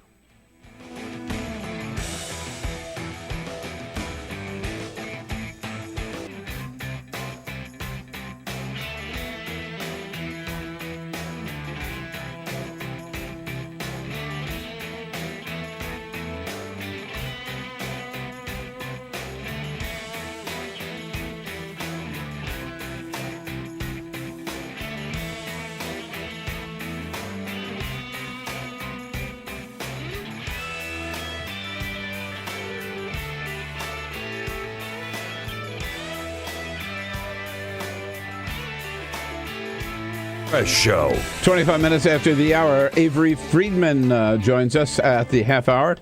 Our legal analyst to talk about the Robert Durst confession. Here in studio with us on a Tuesday, of course, it's Igor Volsky Day here at the Bill Press Show. Igor, there's so much going on here that we like to cover.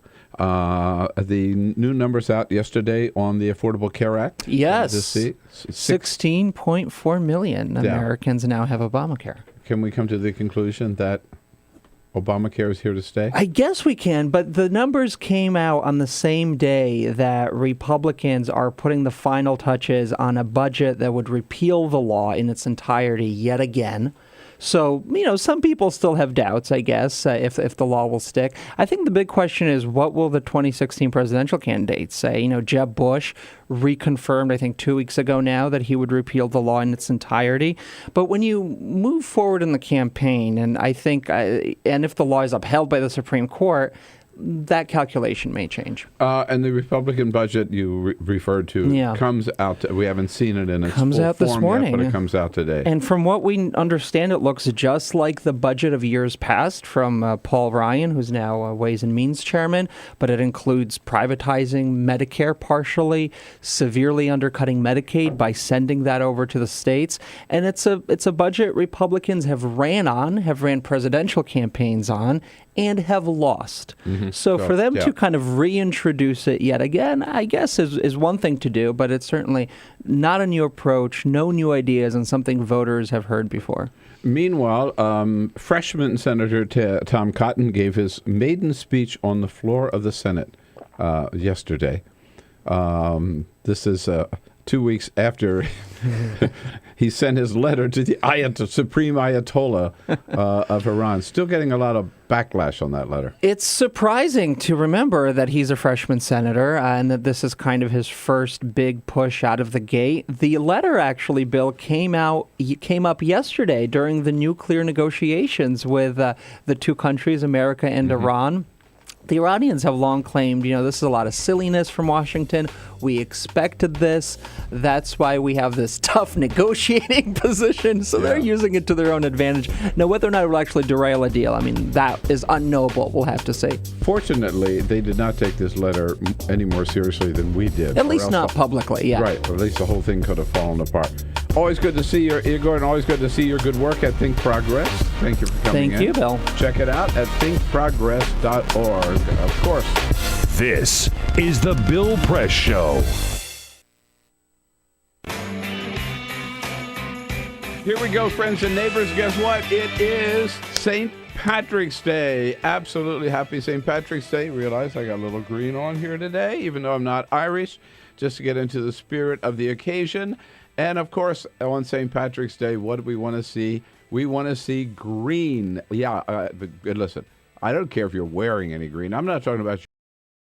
We need to see in this last week of the pledge drive, close and coming down to the finish line, we need to see the green of your dollars. Yes, the green of your dollars for Free Speech TV, and as generous a pledge as you can make.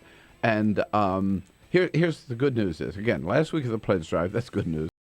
Good news is that thanks to a generous donor to Free Speech TV, we have a matching grant for this last week, which means that for every dollar you give Free Speech TV, this anonymous, generous donor will match that with $1 of his own. So that's a way you can double your money, double your support, double your fun with Free Speech TV. Take advantage of this opportunity, please, and do it today so we can get over that hurdle, finish up this pledge drive with great success, and continue bringing you the best damn programming on cable speech TV anywhere, because it's the only progressive TV channel 24/7 with the best news, the best commentary, the best host, the best guests, and the best calls from all of you. You can't find it anywhere else, and we can only do that because we're totally free and independent of any government money, any corporate money, any Koch brothers money, any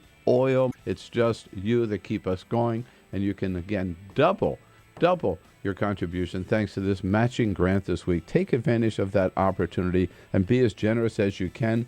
For $60 a year, or just $5 a month, we'll send you a beautiful Free Speech TV travel mug. For $120, you can double that to $120 a year. That's just $10 a month. Make that pledge today. A Free Speech TV mug and a Free Speech TV t-shirt. Double it again to $240 a year, just $20 a month for all of this great programming every day that we bring you. You get a Bill Press Show mug and a unique gift, this Equal Exchange African gift box from the Republic of the Congo with coffee, lip balm, a bracelet, and some soap in there, and other items, all from the Republic of Congo. $360 a year, $30 a month. That pledge will get you a Free Speech TV mug, 2 Bill Press Show mugs, and that Equal Exchange African gift box as well. And if you can dig in $1,000, if you're comfortable enough, can do that, God bless you. Send $1,000 of Free Speech TV. Make your way to Washington. Carol and I will take you out to dinner. Maybe where we went last night, we saw Speaker John Boehner there, just down the street, okay? Take you out to dinner. Come in and see the show the next morning. We'll have a good time. But please, this is it. The last week, St. Patrick's Day. We need to see your green today and take advantage of that matching gift to double your contribution to Free Speech TV. Do it today. Remember the phone number, 877-378-8669, and make your pledge, or you can make your pledge online to freespeech.org. Thank you. Happy St. Patrick's Day.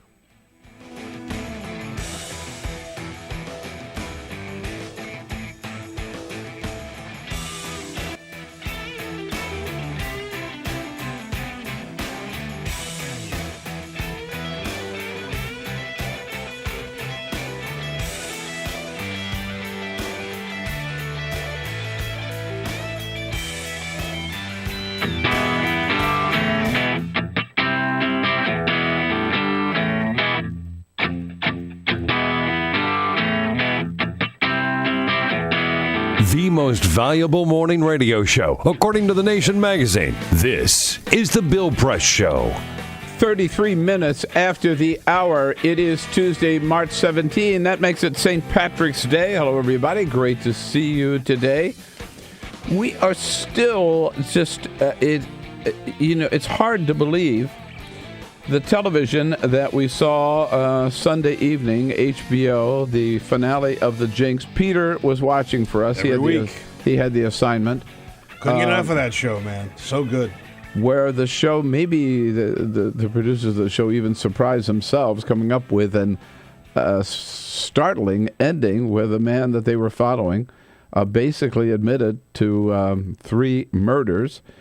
He had been arrested the day before by the FBI and has now been taken to Los Angeles, where he'll be charged with the murder of Susan Berman. Yeah.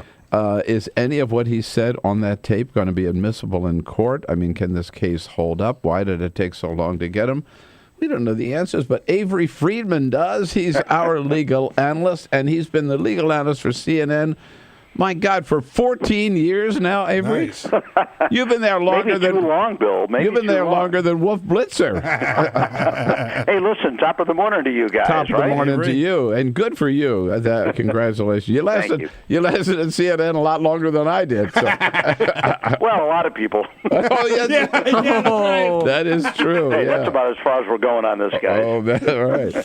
Now, so my question, so you go into the bathroom, okay? I mean, isn't what you say bathroom private, Avery, or can they use that in court against this guy? Sure should be. How many times have you been on a panel, Bill? Yes. Where somebody leaves the panel, yes, they still got that hot mic on. Right.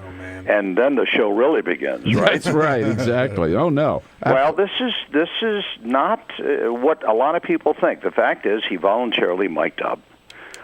He went into the bathroom. He could have removed the mic.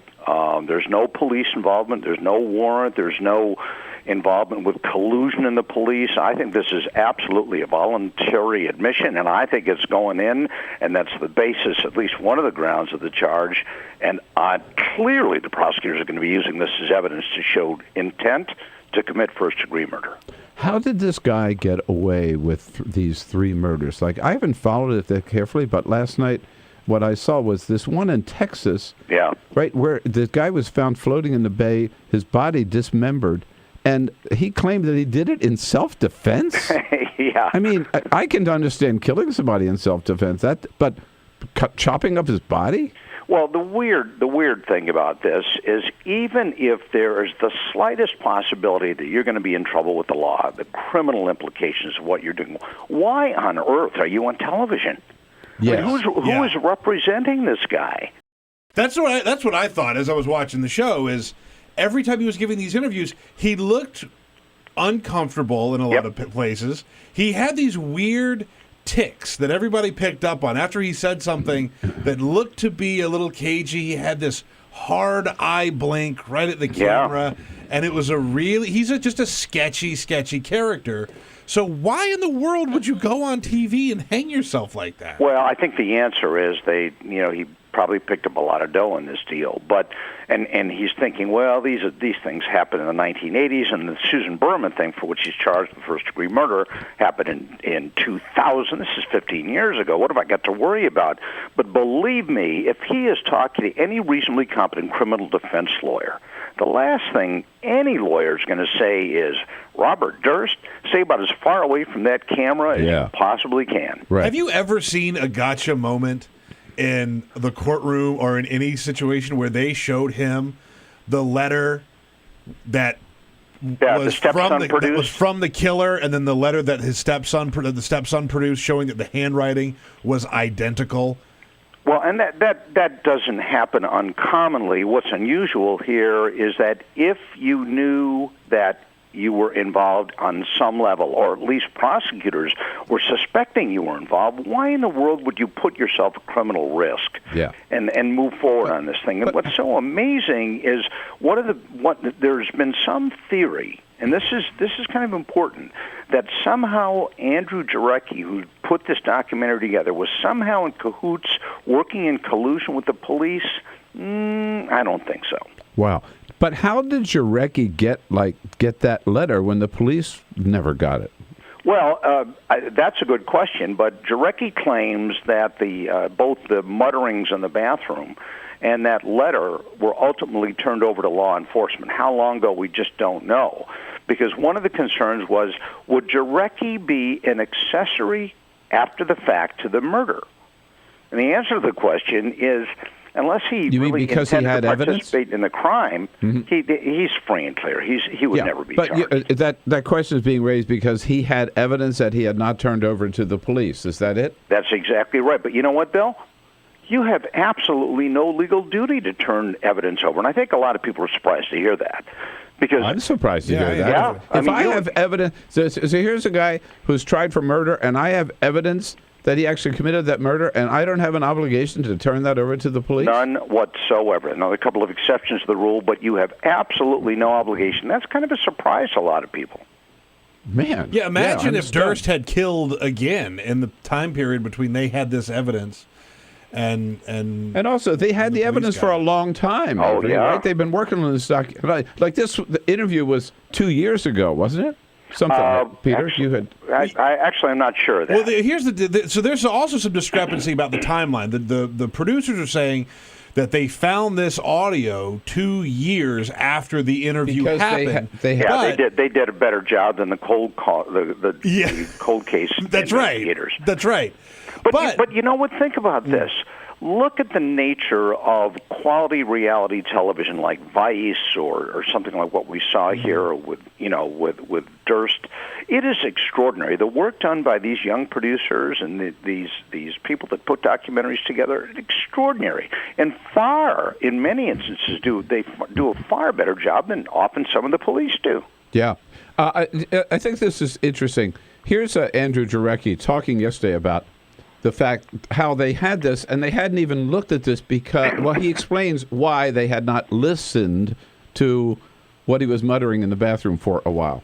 It's a small documentary crew, and we were all working very hard. And it wasn't until later when we brought on some more editors and we actually had the time to go through the material. And we said to one of the editors, why don't you go through all the old material that just has audio?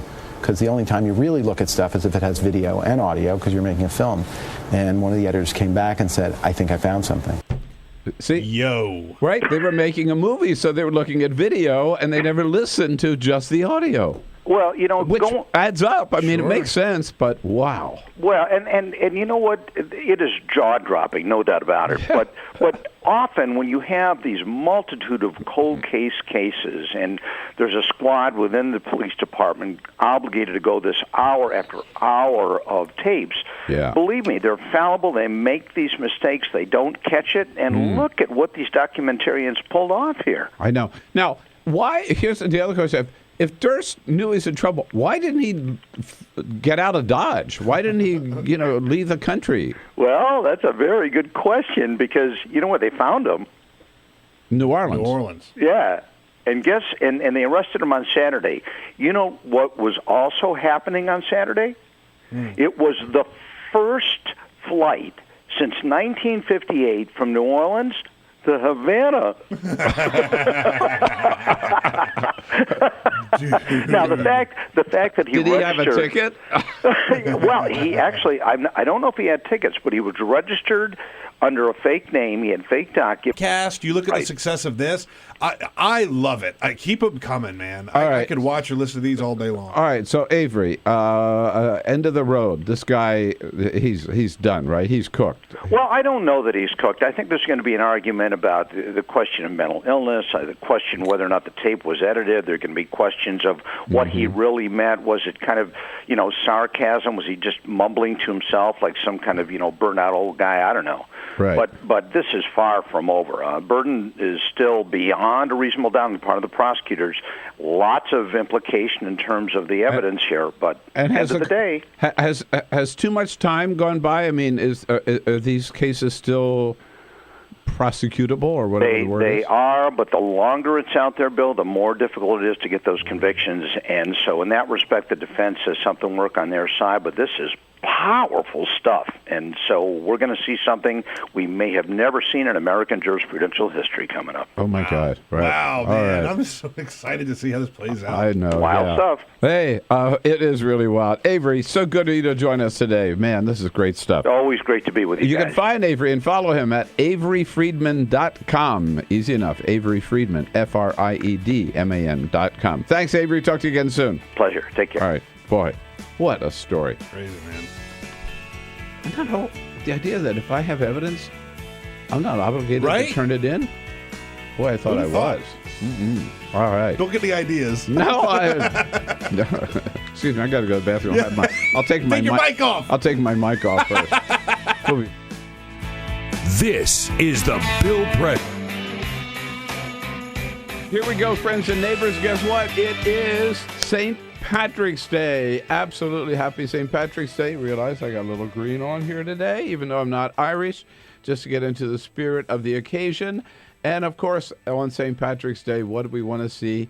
We want to see green. Yeah, but listen, I don't care if you're wearing any green. I'm not talking about your clothes. We need to see in this last week of the pledge drive, close and coming down to the finish line, we need to see the green of your dollars. Yes, the green of your dollars for Free Speech TV, and as generous a pledge as you can make. And here's the good news is, again, last week of the pledge drive, that's good news. But the other good news is that thanks to a generous donor to Free Speech TV, we have a matching grant for this last week, which means that for every dollar you give Free Speech TV, this anonymous, generous donor will match that with $1 of his Equal Exchange African gift box from the Republic of the Congo with coffee, lip balm, a bracelet, and some soap in there, and other items, all from the Republic of Congo. $360 a year, $30 a month. That pledge will get you a Free Speech TV mug, 2 Bill Press Show mugs, and that Equal Exchange African gift box as well. And if you can dig in $1,000, if you're comfortable enough, can do that. God bless you. Send $1,000 of Free Speech TV. Make your way to Washington. Carol and I will take you out to dinner. Maybe where we went last night, we saw Speaker John Boehner there, just down the street. Okay? Take you out to dinner. Come in and see the show the next morning. We'll have a good time. But please, this is it. The last week, St. Patrick's Day. We need to see your green today and take advantage of that matching gift to double your contribution to Free Speech TV. Do it today. Remember the phone number, 877-378-8669, and make your pledge, or you can make your pledge online to freespeech.org. Thank you. Happy St. Patrick's Day.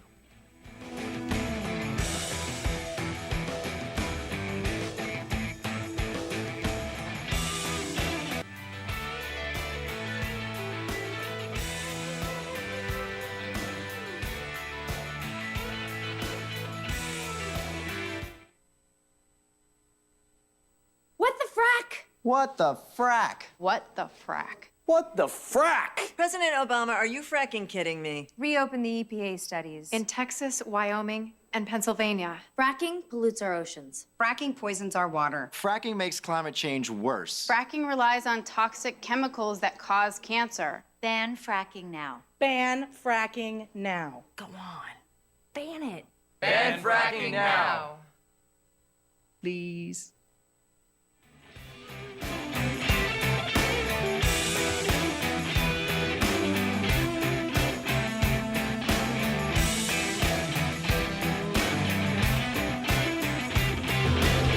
Here we go. Chris Moody from CNN will be here at the top of the next hour. He'll be here the entire next hour, actually, as a friend of Bill. Some good news yesterday on the Affordable Care front. Again, I think the greatest evidence that that Obamacare is now working, that Americans have signed up for it and they like it and they're taking advantage of it and they're getting a lot of benefits from it, is that Republicans have suddenly just stopped talking about it. Yes, in their budget to the law, they can stay up until they're 26. And it breaks down roughly into about 8.8 million people who signed up through the exchanges, either the state or the federal exchange, the 2.3 million young people who are there as part of their parents' plan, and that leaves a little less than 6 million who have, that number would be a lot bigger if it weren't for some governors who refused to allow the expansion of Medicaid in their state. But that 6 million roughly are people who have now access to Medicaid thanks to Obamacare. So, as we said, it is already proven to be that sort of third leg of the trio of Social Security and Medicare and now Obamacare, Medicare, Medicaid, and now Obamacare. That is a safety net for a lot of American families. Obamacare making it possible for people for the very first time in this country to be able to get health insurance for themselves and their families. Don't have to worry about pre-existing condition. Don't have to worry about getting a serious illness and getting dropped by the insurance companies. Sign up under Obamacare and you are in huge success already. And come a long way since a year and a half ago when they launched Obamacare and had that miserable experience with the website not working. But, they fixed it. That's the big thing. That's the big thing. Yeah. They brought in the right people. It's working. They fixed it, and now it is working, and you can't deny it. And what's the president have on his agenda today? We'll tell you when we come back. This is the Bill Press Show.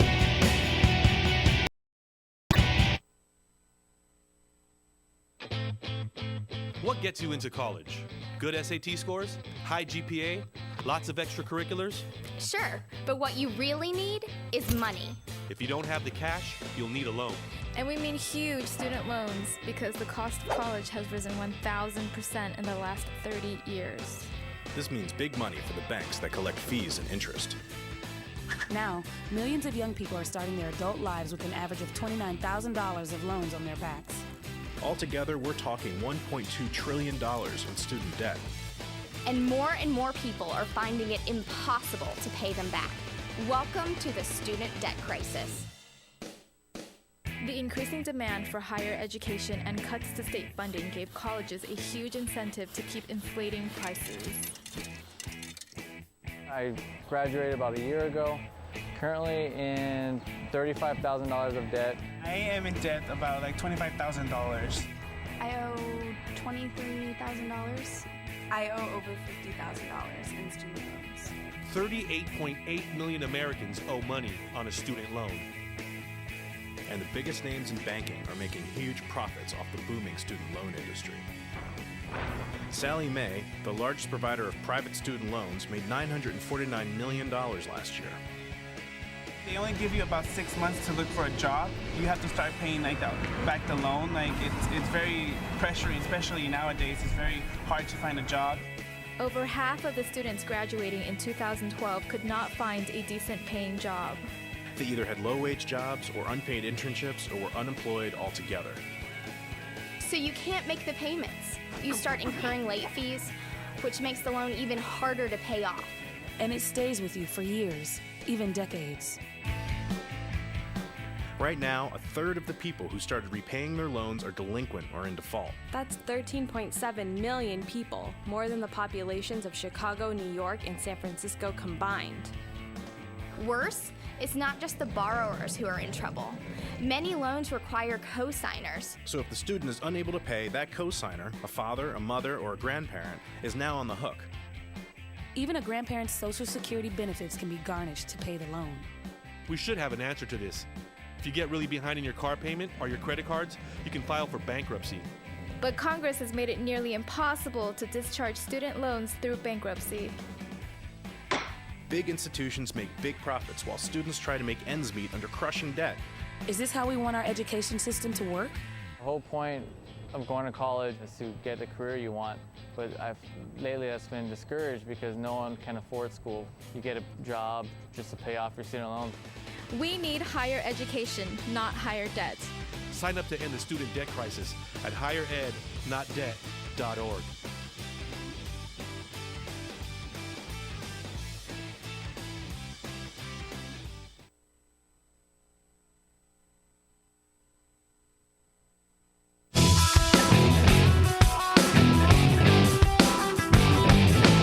This is the Bill Press Show.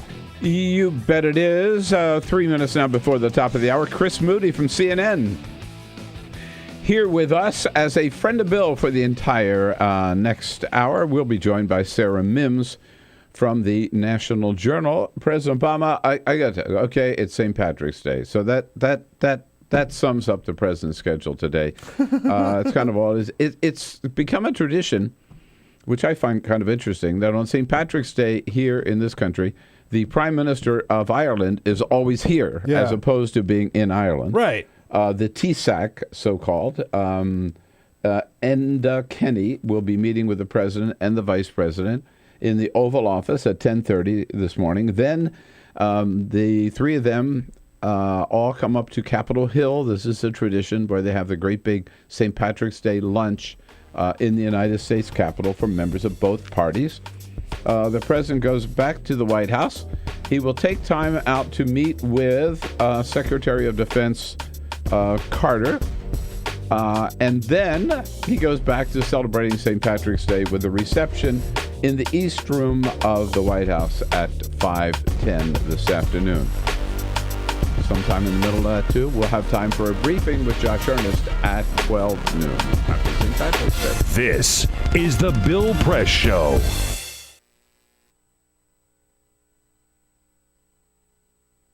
Two anti-government, self-described revolutionaries have shot up a pizza restaurant as well as a Walmart in Las Vegas. The internationally syndicated political series, The David Pakman Show, provides progressive talk, analysis, and interviews with the nation's youngest radio and television host, David Pakman. Find out more and catch up on all the latest episodes by visiting our website at freespeech.org.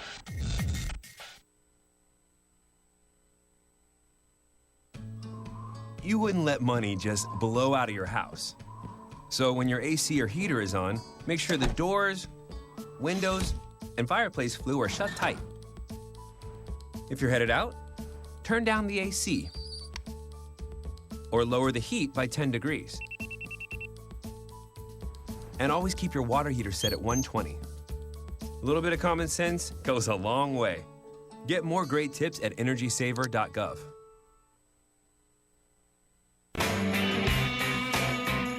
Here we go, friends and neighbors. Guess what? It is St. Patrick's Day. Absolutely happy St. Patrick's Day. Realize I got a little green on here today, even though I'm not Irish, just to get into the spirit of the occasion. And, of course, on St. Patrick's Day, what do we want to see?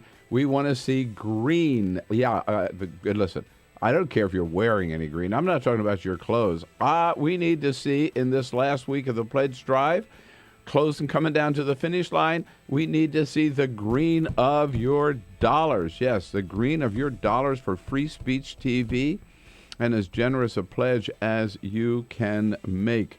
And here's the good news is, again, last week of the pledge drive, that's good news. But the other good news is that thanks to a generous donor to Free Speech TV, we have a matching grant for this last week, which means that for every dollar you give Free Speech TV, this anonymous, generous donor will match that with $1 of his own. So that's a way you can double your money, double your support, double your fun with Free Speech TV. Take advantage of this opportunity, please, and do it today so we can get over that hurdle, finish up this pledge drive with great success, and continue bringing you the best damn programming on cable speech TV anywhere, because it's the only progressive TV channel 24/7 with the best news, the best commentary, the best hosts, the best guests, and the best calls from all of you. You can't find it anywhere else, and we can only do that because we're totally free and independent of any government money, any corporate money, any Koch brothers money, any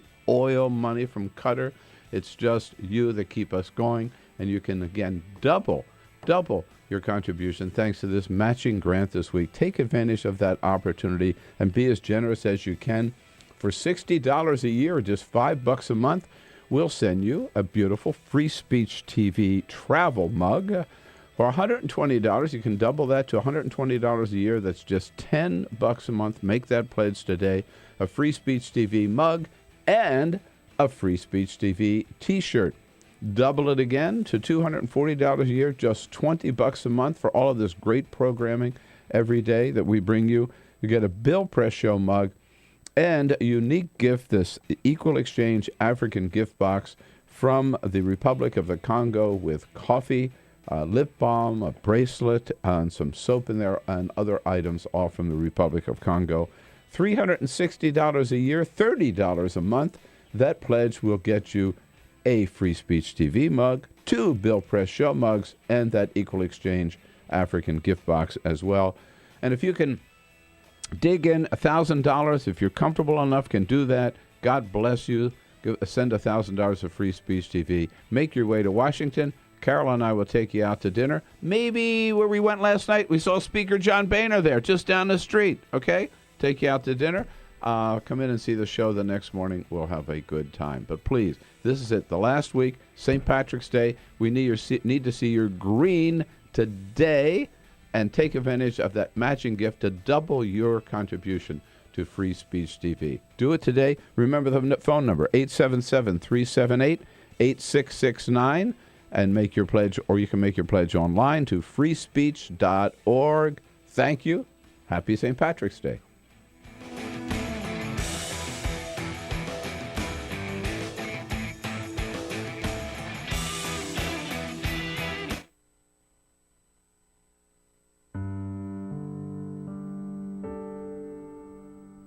A few years ago, plastic bag waste in our city came to a tipping point. It was clear we had a bag problem. My department was tasked to reduce plastic bag consumption. We needed to come up with ways to change human behavior. So we asked ourselves, would you like a bag? What do people really hate? Yep. Getting punched in the stomach. Preliminary studies showed that the consequences weren't severe enough to warrant behavioral change. Actually, can I get that double bagged? So we thought, what do people hate more than getting punched in the stomach? Kissing Helga. Hey, big boy. People didn't find her so offensive after all, so we had to get creative. How many bags? Okay, now, pour this ice water down your pants. We tried everything.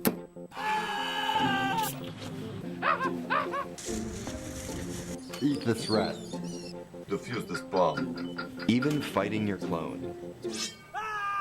After blowing through millions of dollars of government funds on research, I came up with a brilliant idea. Why don't we just charge 5 cents per bag? That's a stupid idea. Would you like a bag? Yes. 5 cents a bag. 5 cents? 5 cents? Do I still have the option of getting punched? Honestly, I don't know how everyone else missed it. Why don't you just get a reusable bag? Do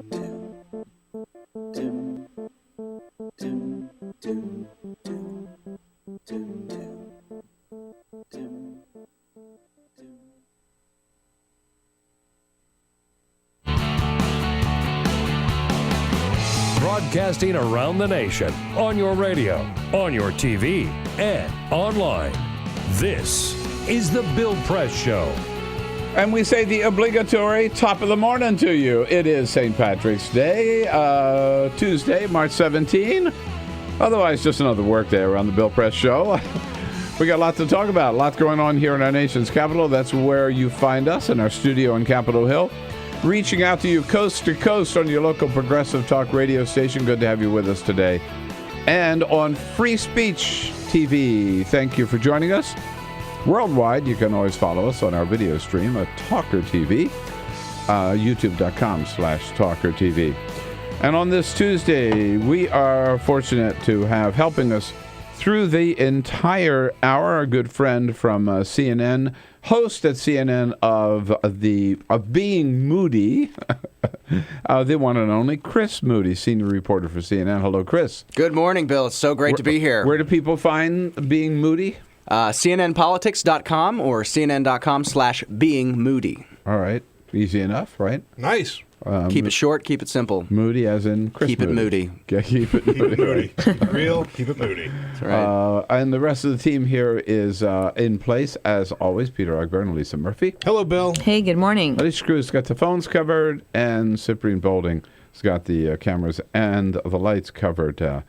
As always, any special plans for St. Patrick's Day? No? I like to go get a nice margarita at my favorite Mexican restaurant because, with all due respect, the Irish... Tell them they wanted it changed, said they were going to boycott games if they didn't change it, and so they caved, and they said they are going to drop that name. No word yet on what the new name is going to be, but it will not be the Redskins. Attention, Dan Snyder. Attention, Dan Snyder. Yeah.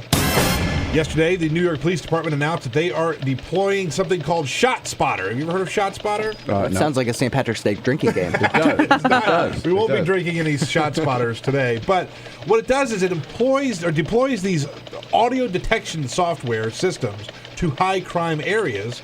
So when a gunshot goes off, the police know exactly where to go because of the sound. I've heard that. Don't they have them here in D.C.? They do have them here in D.C. Yeah. They have in a couple of other areas around the country. This American Life did a great profile of, I think it was Milwaukee that uses them. But it recognizes to pick up the distinct sound of a gunshot, and then the police are able to respond directly to the area where that gunshot was fired. Cuts down on minutes of time that it would take them to get there and hunt for shootings and things. But are these things up all the time? I mean, they're up all the time. Yeah, Oh, it's just like a little box that that picks up the audio of a gunshot in every part of the city. In high crime areas, they're putting them in high crime. I don't know if Georgetown has any Shot Spotters. I don't think they have them here in D.C. and Georgetown. No, I don't think so. It's amazing technology. And the new Major League Baseball commissioner, Rob Manfred, confirms that he has received a formal request from Pete Rose, asking him to lift the lifetime ban. And Manfred, to his credit, said he will consider lifting that ban, quote, on its merits. No other comments. We're not sure how far this is going to go. I have a feeling it ain't going to get overturned. But he will get an answer. I'm not really comparing him to the two of them, but it reminds me of Charles Manson. Oh my gosh. Go on. Every year, Manson applies for parole. Oh, sure. Yeah. And every year, the parole board considers it on its merits and says no. Yeah. Every year, just about, or every other year, Pete Rose applies for forgiveness or whatever. 4,000 to be hits, reinstated. you know, come on. And he's hoping with this new commissioner that he's going to have better luck. I don't think there are those who believe he belongs in the Baseball Hall of Fame. Yeah. You know? 4,000 plus hits. Hey, listen. It's incredible. If David Petraeus, right, is back as an official advisor or maybe unofficial advisor to the White House after betraying state secrets. There's hope for us all. Yeah, and all of our sin. Right. Well, Chris, you are having a lot of fun at CNN. That's nice that they've given you your own little slot there called Being Moody. And so you're telling me a couple of things that you've that the moody look at politics lately. You went down to Palm Beach, Florida. We did. That was our first episode. Well, I'll tell you, because the weather was nice and there was a snowstorm, but that's also one of the biggest places for campaign cash, especially in this part of the campaign where there's really are no presidential campaigns. All of the potential contenders are going down there looking for dough. In 2012. So it's a big ATM for Florida, I guess. Big old ATM. Yeah. In 2012, Palm Beach County, Florida, gave over $53 million to political causes. Where there is money, there are politicians not far behind. One county? One county, $53 million. It's second or third in the country. Like LA has a lot more too. But it's like you drop some jelly at the picnic and the ants are going to come marching in. Yeah. In came Chris Christie, Bobby Jindal, all these folks coming into Palm Beach. What's interesting about 2016 is you got two big Florida folks, Marco Rubio and Jeb Bush. Are they going to crowd everybody out and just snatch up all that Florida money? The other possible contenders are going down there to see if they can sniff in. So when you were down there, you went to some of these events, or we did. Were around? Well, Chris Christie's PAC had an event that we had heard about, a small fundraiser, totally off limits to the press. So we just stood out and looked at the nice cars being driven by the valet. Nick Loeb came out and asked us what we were doing there. That's Sofia Vergara's ex-boyfriend. Oh, wow. So, nice. Very, the little claim to fame. Yeah. And then Chris Christie also spoke at the Palm Beach GOP Lincoln Day dinner, where the entire, every Republican in town gets together for a fundraiser, about 600 people or so. And he gave a speech and basically said, everybody chill out. The game's not over yet. Basically saying, I know Jeb's trying to lock this down, but I'm still in it. Yeah. And then we went to a Palm Beach GOP, a little luncheon before that they did let us in, overlooking Palm Beach Island. Very pretty. Everyone had given about $1,000 or more to the party. So we really got a good opportunity to see the different layers of the fundraising onion that is. And did you get Beach. the feeling that either Jeb Bush or Marco Rubio own that crowd? Oh, a lot of people would say, like, I've been working with Jeb for years, or I worked for Marco Rubio, and I have a lot of allegiance to those guys. It's tough to see your name written out on a FEC filing to somebody else when maybe you have a very personal relationship with a guy like Jeb Bush. So there's going to be pressure for people in Florida not to make those donations. It's definitely there. I think of, and I've been to Palm Beach many times and done fundraisers down there. And Broward County too. Mm-hmm. It's just, I always think of it as Democratic territory. But I guess not. You're telling me. No, because you've got Republican money that's there and concentrated. Rush Limbaugh lives at the north end of Palm Beach Island. He's just one person. We tried to actually have an interview with him, but they declined politely. Well. It's not red. It's not blue. It's just green.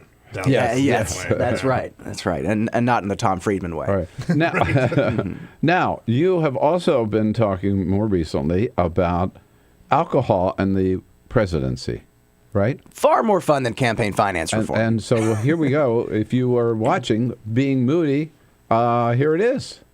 Holy moly, America started off drunk.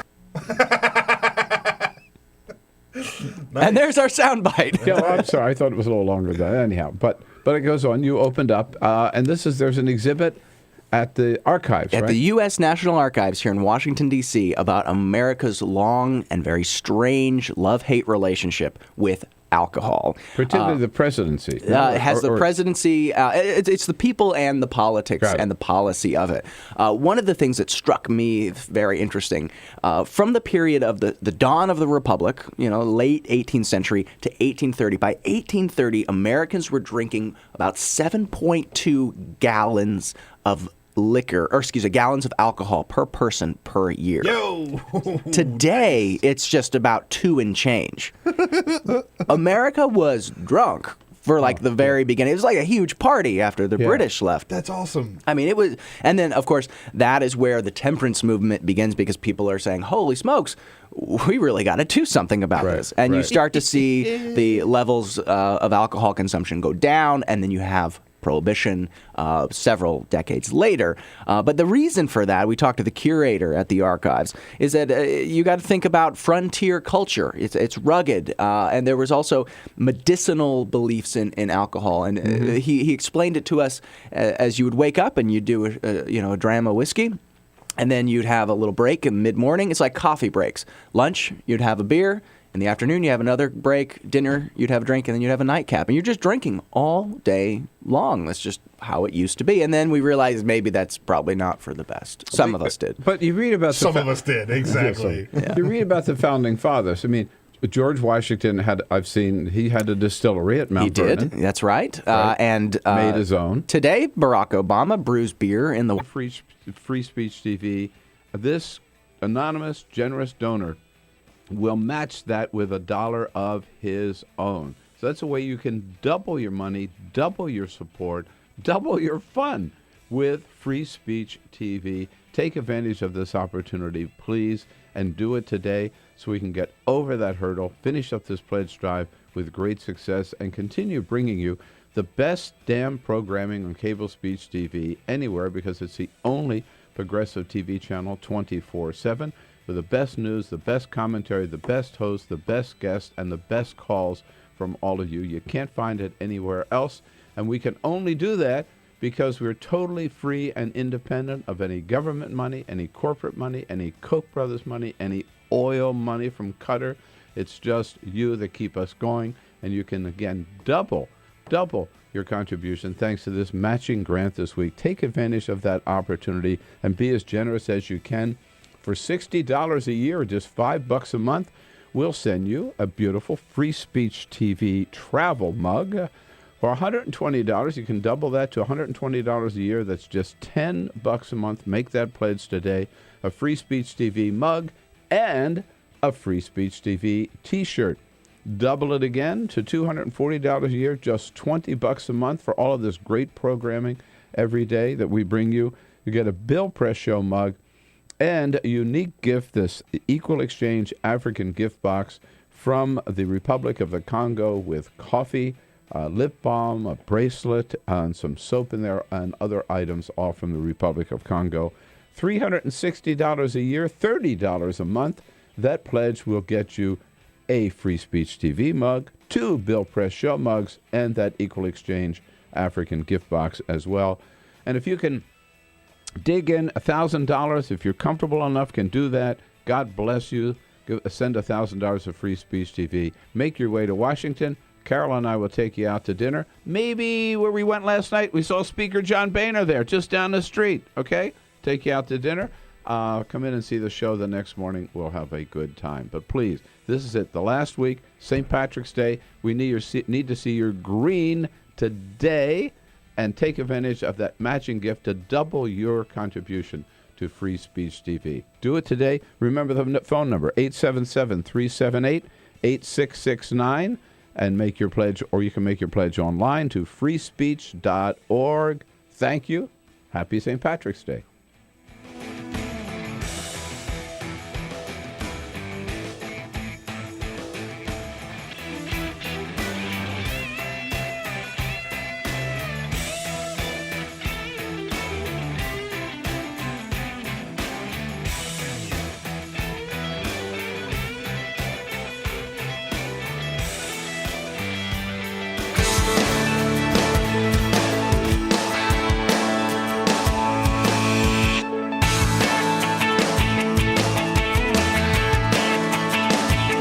This is the Bill Press Show. How to drink like an American? Just ask Chris Moody from CNN. He'll tell you it goes way, way back.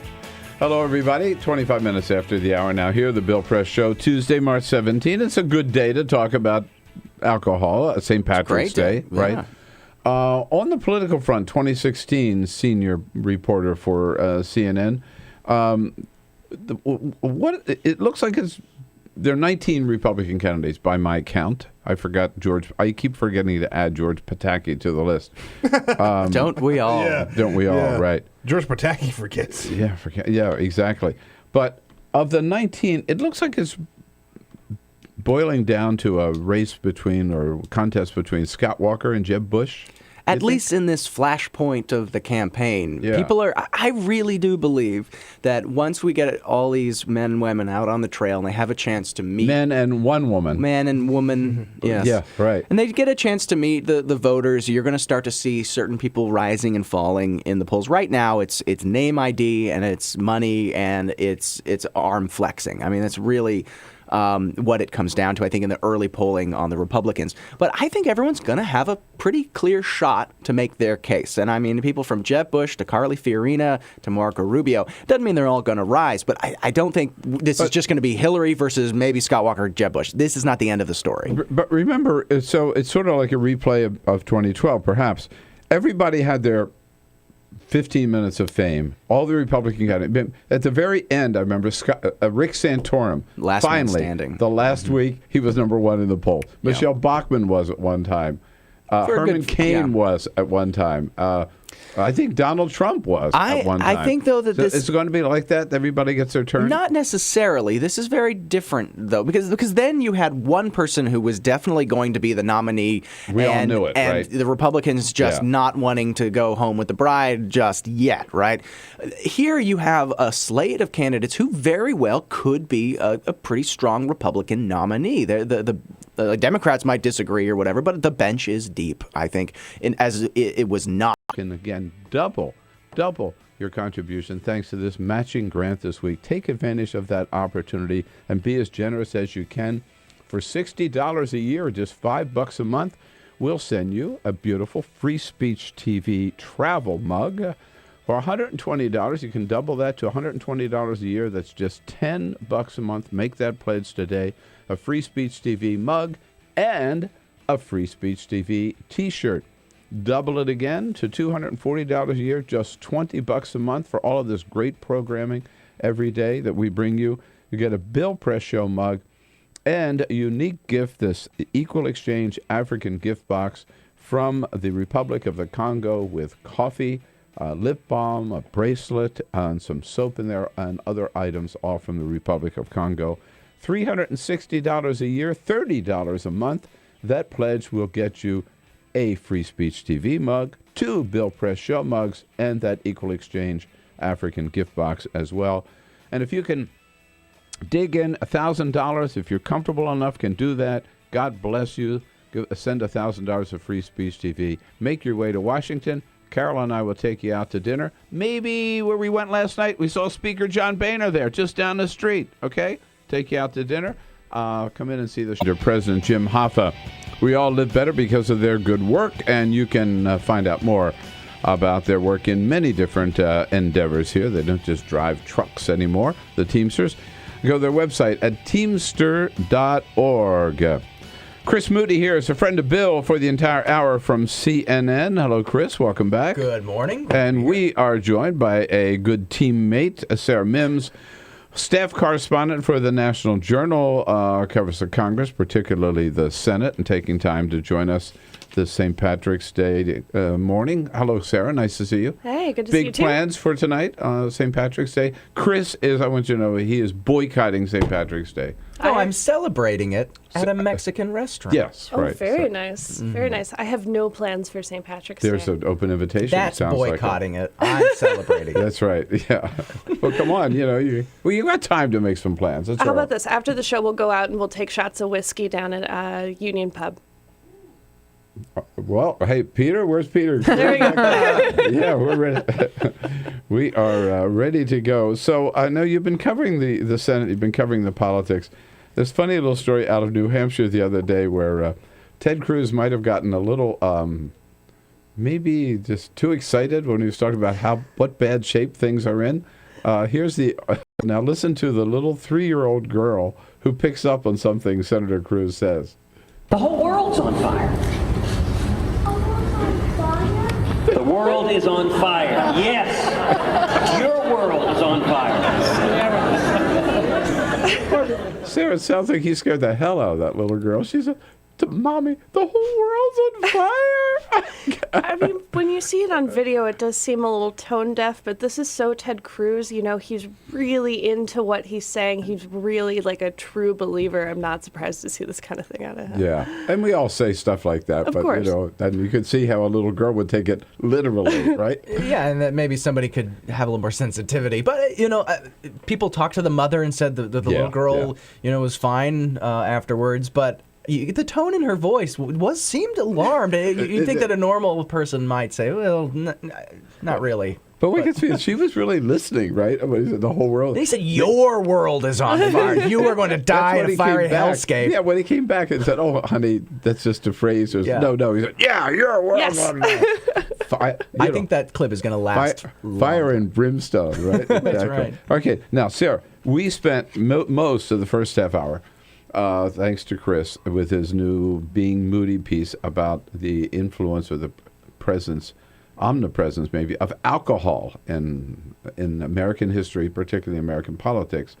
You are taking that a step further and talking about the influence of a certain brand of food among Republican senators, right? I saw your piece about Chick-fil-A.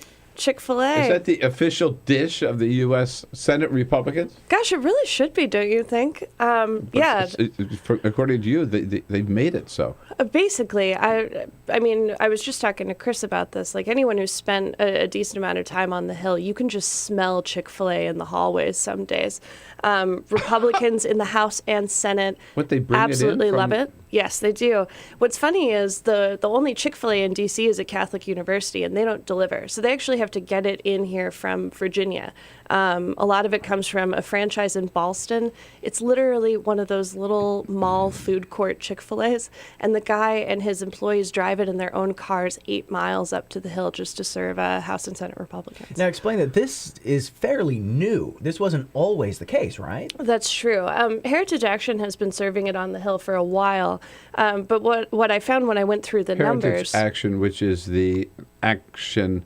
but the Heritage Foundation. And the Heritage Foundation as Foundation. well, both parts of the Heritage Foundation. And House Republicans, what's interesting is I talked to a lot of aides and a couple of members who were saying, no, we've always had Chick-fil-A on the Hill. But when I dug through the numbers, in the 3 years before Dan Cathy made his statement saying that he's against same-sex marriage, that gay marriage is inappropriate. The head of Chick-fil-A. The head of Chick-fil-A, right. In those 3 years before that, they spent $345 at Chick-fil-A. Guess how much they spent in the 2.5 years after he made those statements? $13,000. It was a 37-fold increase, which is just staggering. So it paid him to make that statement, right? Literally. In a way. Absolutely. Yeah. What's interesting is that the company has tried to get away from the politics of all of this. They don't want to talk about that anymore. They say we're an apolitical organization.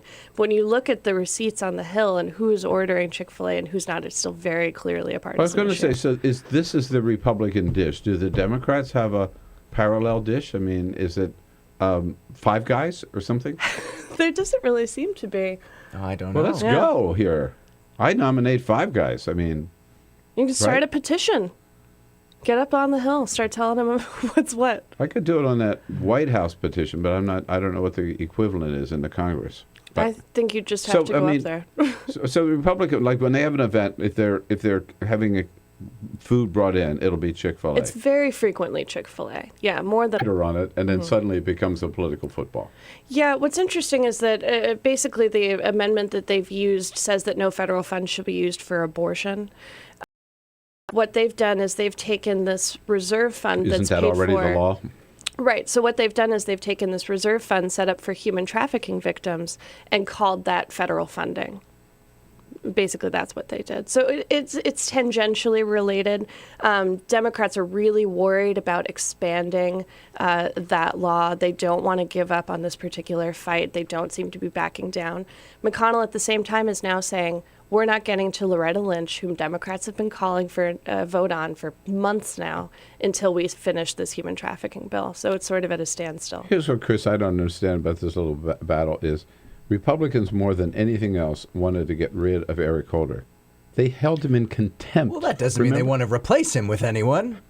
You crazy person. The only way to get rid of him is to have somebody else take his place. So he finally, they held him in contempt. That's how eager they were to get rid of him and how much they hate him. And then, so President Obama finally appoints somebody else.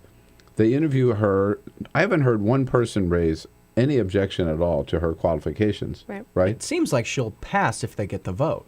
And so now they have this opportunity to get Eric Holder out of the way, but they won't do it because of the politics of the day. Well, you have to seize the politics of the day. They're going against their own best interest, it seems to me, by holding her up. Because Eric Holder has vowed that he will stay on the job until she gets there. Right. I've asked a lot of members about that. They don't have a good answer.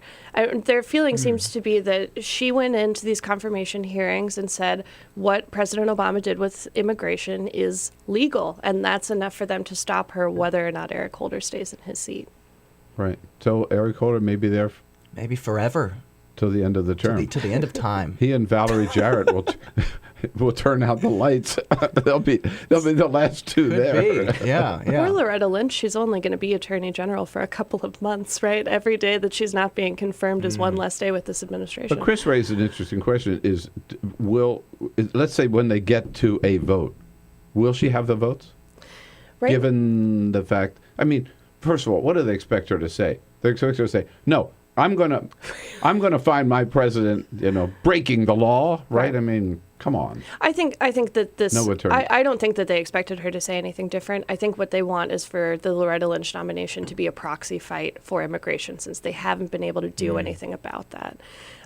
What's interesting is that when she was first nominated, several Republicans were opposed to her, but the feeling was, even the chairman of the committee, Chuck Grassley, said, "Yeah, she'll be confirmed." In federal service, I read that there was a group of people that represented a sense of injustice that I had. We'd lost Zuccotti. There was a kind of a hope that maybe Trinity Church would be gracious and give refuge. We picked this day where we would gather and demonstrate that Trinity was closing its ears to what was happening. We marched around the block, and I realized that, my goodness, they're carrying a ladder. And I thought, well, this is the moment.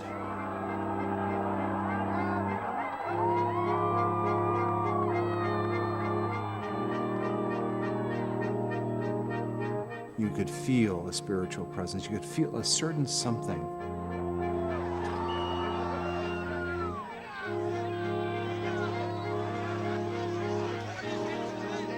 And then the cops came in. It got brutal. I'm with you right here. Robin, I'm here. The church needed, in this moment in history, to stand alongside of these protesters. The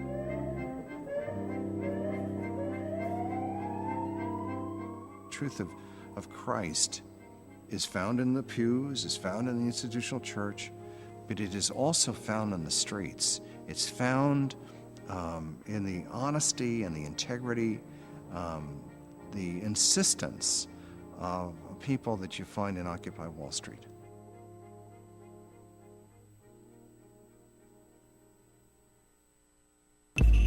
Tune in to Gay USA with hosts Ann Northrup and Andy Hum for in-depth coverage of lesbian, gay, bisexual, and transgender news. Watch Gay USA every week, only on Free Speech TV.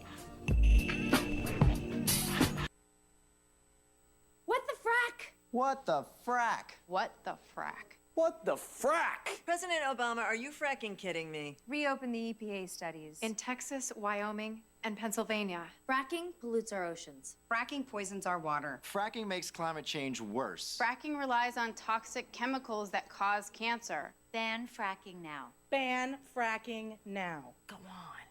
Ban it. Ban fracking now. Please.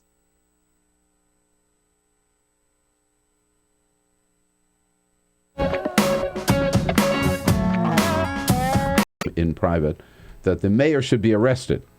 Yeah, it's going to be a contentious battle between Congress and D.C., and I think we'd really like to flesh out what this all means because, D.C. cannot set up a regulatory framework. That's why you're not allowed to buy it or sell it. You can only give it away. So what's happening? You have to grow your own. You have to grow your own, but how do you get some seeds, right? I know. So what they're doing is people are meeting up at bars all over D.C. and trading and giving away seeds. It's a complete... And they can't sell it. You can't even buy somebody a drink in exchange for seeds. It all has to be out of the goodness of your kind, sharing heart. And so that's kind of what's going on in D.C. These clubs getting together and spreading the seeds. I think there's a big difference between the theory of what this... Correct. Right. Yeah, and reality. The president, of course, brought some attention to this at the Gridiron Dinner Saturday night. When he said he thought he would get a lot more laughs this year. He's been there 3 times. He'd get a lot more laughs this year than before, not because he was any funnier, but because weed is now legal in the District of Columbia. It helps, yeah. He did an interview with Vice, I think, this week as well, and he said that marijuana reform should not be a priority of young voters. But I would argue that if you're a young voter or a young person who's in jail for marijuana possession, it might be a higher priority than people who are not. Good point. Sarah, what is the continued fallout from the Tom Cotton letter to the Supreme Ayatollah? Are any Republicans willing to say, maybe we shouldn't have signed that letter? I mean, there's so many Republicans that did sign on to that letter. 47 members joining with Tom Cotton in writing this letter. This little freshman member writing an open letter to Iran. What's interesting is that you don't see a lot of members coming out now and saying, maybe we shouldn't have done that. What they're really focusing on right now is this March 24th deadline for the administration to come up with the framework of a deal with Iran. Bob Corker said yesterday, he's the chairman of the Senate Foreign Relations Committee, he's going to bring up his Iran bill on March 25th. They are holding their fire until March 24th and not a second later. Right. Tom Cotton made his... maiden speech on the floor. He did. So he wrote this letter. He got 46 other senators, including the most senior members of the Senate, to sign his letter, which is just extraordinary. Even before he'd made his first speech on the floor, he'd been in that Senate 63 days. Yeah, he's definitely making waves up there. I mean, they thought Ted Cruz came in like a bulldozer, right? I mean, Tom Cotton is making Ted Cruz look... There seems to be a major shift of tradition. It used to be if you were a new senator, you laid low for a long time and you learned the ropes, and you didn't really you were better seen than heard. And now people come in a blaze of glory. I mean, President Obama, very similar, comes into the Senate as a presidential candidate. So I think people see that maybe as kind of a model that you can really use it as a launching board. But what he didn't do was become a big mouth or a big voice in the Senate. I mean, he jumped from the Senate to run for president. But I was saying, if you look at the contrast between Hillary, they just happen to be Democrats. I don't mean to pick them out for that. But Hillary Clinton or Al Franken, right? Both people who had a huge profile before they came to the Senate. Mm-hmm. And people sort of expected them to be show horses, and they went just the opposite direction. Just workhorses. Kept their head down, got their committee assignments, went to their committee. People were impressed by, they're learning the ropes before they move out. It's true. Not any. You're right. Not any longer. No. And we, I think an interesting person to watch is Cory Booker. He seems to be laying pretty low. He came in with a lot of fanfare. 1 million plus Twitter followers, nationally known as a mayor of a town in the Northeast. So I mean, it's maybe there is kind of a partisan divide here that I'd have to look into a little more. But between Rand Paul, Tom Cotton, and Ted Cruz, they've really shaken things up. Series, The David Pakman Show, provides progressive talk, analysis, and interviews with the nation's youngest radio and television host, David Pakman. Find out more and catch up on all the latest episodes by visiting our website at freespeech.org.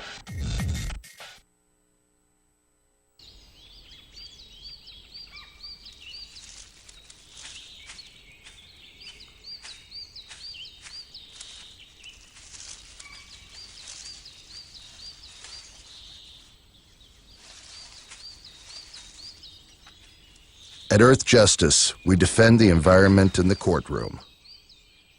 Join our fight. When you take a seat, you take a stand. Earth Justice, because the Earth needs a good lawyer. Tune in to Gay USA with hosts Ann Northrup and Andy Hum for in-depth coverage of lesbian, gay, bisexual, and transgender news. Watch Gay USA every week, only on Free Speech TV.